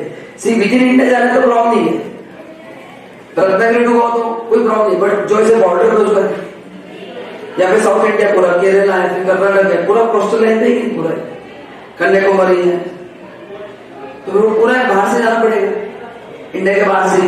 तो फिर अगर ये नहीं होता तो क्या होता, Mumbai to Goa import export हो जाता। लोग पागल, तो ये कौन सा इंपोर्ट एक्सपोर्ट है, with in India import export. तो ये टेक्निकल डिफिकल्टीज थी, इसलिए गवर्नमेंट को 12 नॉटिकल माइल को इंडिया में लाना पड़ा। बाकी उसको कुछ लॉजिक नहीं है। Up to 12 nautical mile air space भी इंक्लूड है, सी बेड भी इंक्लूड है। सी बेड मतलब पानी, एंड सबसोइल मतलब पानी के अंदर का जमीन। हवा में कौन सा एक्टिविटी होती है, नेविगेशन सर्विसेज। जब कोई फ्लाइट बाहर से इंडिया में आता है, ये इंडिया से बाहर जाता है, उसको नेविगेशन गवर्नमेंट सर्विस देती है ना, एयरपोर्ट अथॉरिटी ऑफ इंडिया, तो उसमें भी चीज आता है। पानी के अंदर कौन से एक्टिविटी होती है, जो ये होते हैं ना, रिफाइनरीज होते हैं ना, वो पानी के अंदर ड्रिल करके ऑयल वेल बनाए जाते हैं, तो ड्रिलिंग एक्टिविटी पानी के अंदर होता है, तो रिफाइनरीज के लिए, तो इसलिए उसको जीएसटी में लाया गया, ताकि उस पर भी तुमको हमको जीएसटी देना पड़ेगा। इसमें 200 नॉटिकल माइल भी इंक्लूड है, ठीक है, which is only for exclusive economic zone, जहाँ पे मिनरल्स वगैरह एक्सट्रैक्ट किए जाते हैं, बट वहां पे एयर स्पेस एंड सबसोइल कवर्ड नहीं, वहां पे सी बेड कवर्ड है, खाली पानी के ऊपर। एंड बियॉन्ड 200 नॉटिकल माइल उसको बोलते हैं हाई सी एरिया, जो सबके लिए ओपन है, which is beyond 200 nautical mile. यहाँ पे किसी की परमिशन लेने की जरूरत नहीं है। अभी एक इशू होता है, सोम्या में बताता हूँ, बाकी कंट्री का होगा मेरे को नहीं पता, मतलब पर होगा कुछ ना कुछ। अभी यहाँ पे कुछ कंट्रीज है जहाँ पे डिस्टेंस थोड़ा कम है, कस्टम में मैंने पढ़ा था, श्रीलंका का डिस्टेंस खाली 7 नॉटिकल माइल है, फिर वहां पे स्पेशल एग्रीमेंट होता है। बांग्लादेश चिपक ही है, ऐसा अपने पावर आपका गलती से गिर गया तो बांग्लादेश में घुसा होगा। बांग्लादेश देखो मैप देख रहे चिपक ही है, मतलब गलती से गाड़ी ने इधर टर्न लिया तो तुम गए बांग्लादेश, अरेस्ट। तो फिर वहां पे वो डिस्टेंस वो एडजस्ट करके डिफाइन किया जाता है, उसका स्पेशल कॉन्ट्रैक्ट करके गवर्नमेंट बोलती है 7 के बाद श्रीलंका, 12 कर दिया तो Sri Lanka will be part of India, because Sri Lanka is only 7 nautical mile from India. Distance wise, but वो हनुमान जी की वजह से जाने को समय लगता है, वो घूम के जाना होता है। उन्होंने पानी में पत्थर डाले थे ना, हाँ, तो वो पत्थर की वजह से श्रीलंका से जाने को शिप से बहुत टाइम लगता है। फ्लाइट से आप जाएंगे 45 मिनट्स में, बट जाना मत, गो टू केरला। मैं जाके आया हूँ इस तरह का केरला हूँ, मतलब आपको फर्क नहीं समझना है कि आप श्रीलंका में हो केरला में। मैं 3 ही दिन था, बट मतलब ऐसे कुछ मतलब लगा नहीं कि मैं इंडिया के बाहर आया। तो you go to Kerala and then you go to Sri Lanka, you love safe. तो सबको लगता कि मत जाना है। वो केव्स वगैरह अच्छे हैं, रावण का वगैरह वो सब, मतलब वो देखने के लिए अच्छा है, बट कल्चर उस तरह का केरला होंगे, ऐसा कुछ फील नहीं आता कि आप बाहर गए।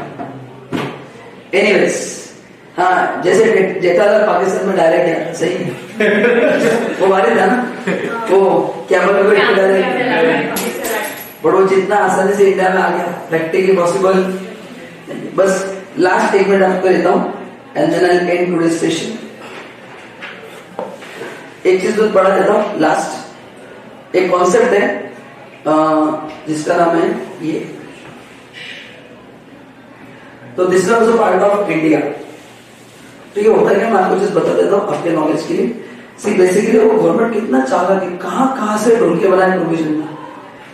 Let's say this is a sea bed, ठीक है, ब्यूए पार्लियामेंट आप बोल सकते हैं। अब इस सी बेड में क्या होता है, ये इसको थोड़ा हटाना पड़ेगा, ऐसे एकदम डीप रहता है, एकदम सडन डीप। ये पूरा पानी है एंड दिस एकदम सडन डीप, इसको बोलते हैं कॉन्टिनेंटल। अब इसको क्यों कवर किया, यहाँ पे पानी का फोर्स बहुत ज्यादा रहता है, with that force you can generate electricity. तो इसलिए उसको इनकम टैक्स में भी कवर किया और यहाँ पे भी कवर किया है, तो इसको बोलते हैं continental shelf. So this is the definition of India. ये एग्जाम में नहीं आता है, ये क्या मतलब it is just for knowledge. GST का advantage is of doing business, ये आपको याद है, पढ़ना है घर पे आज, ये एग्जाम में नहीं आएगा।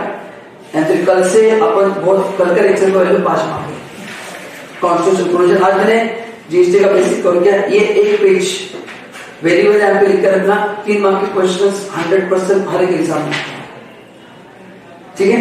तो कल अपन मिलेंगे एंड कंटिन्यू करेंगे, ठीक है। चलो guys, so thank you so much, I hope आपको मजा आया सेशन में।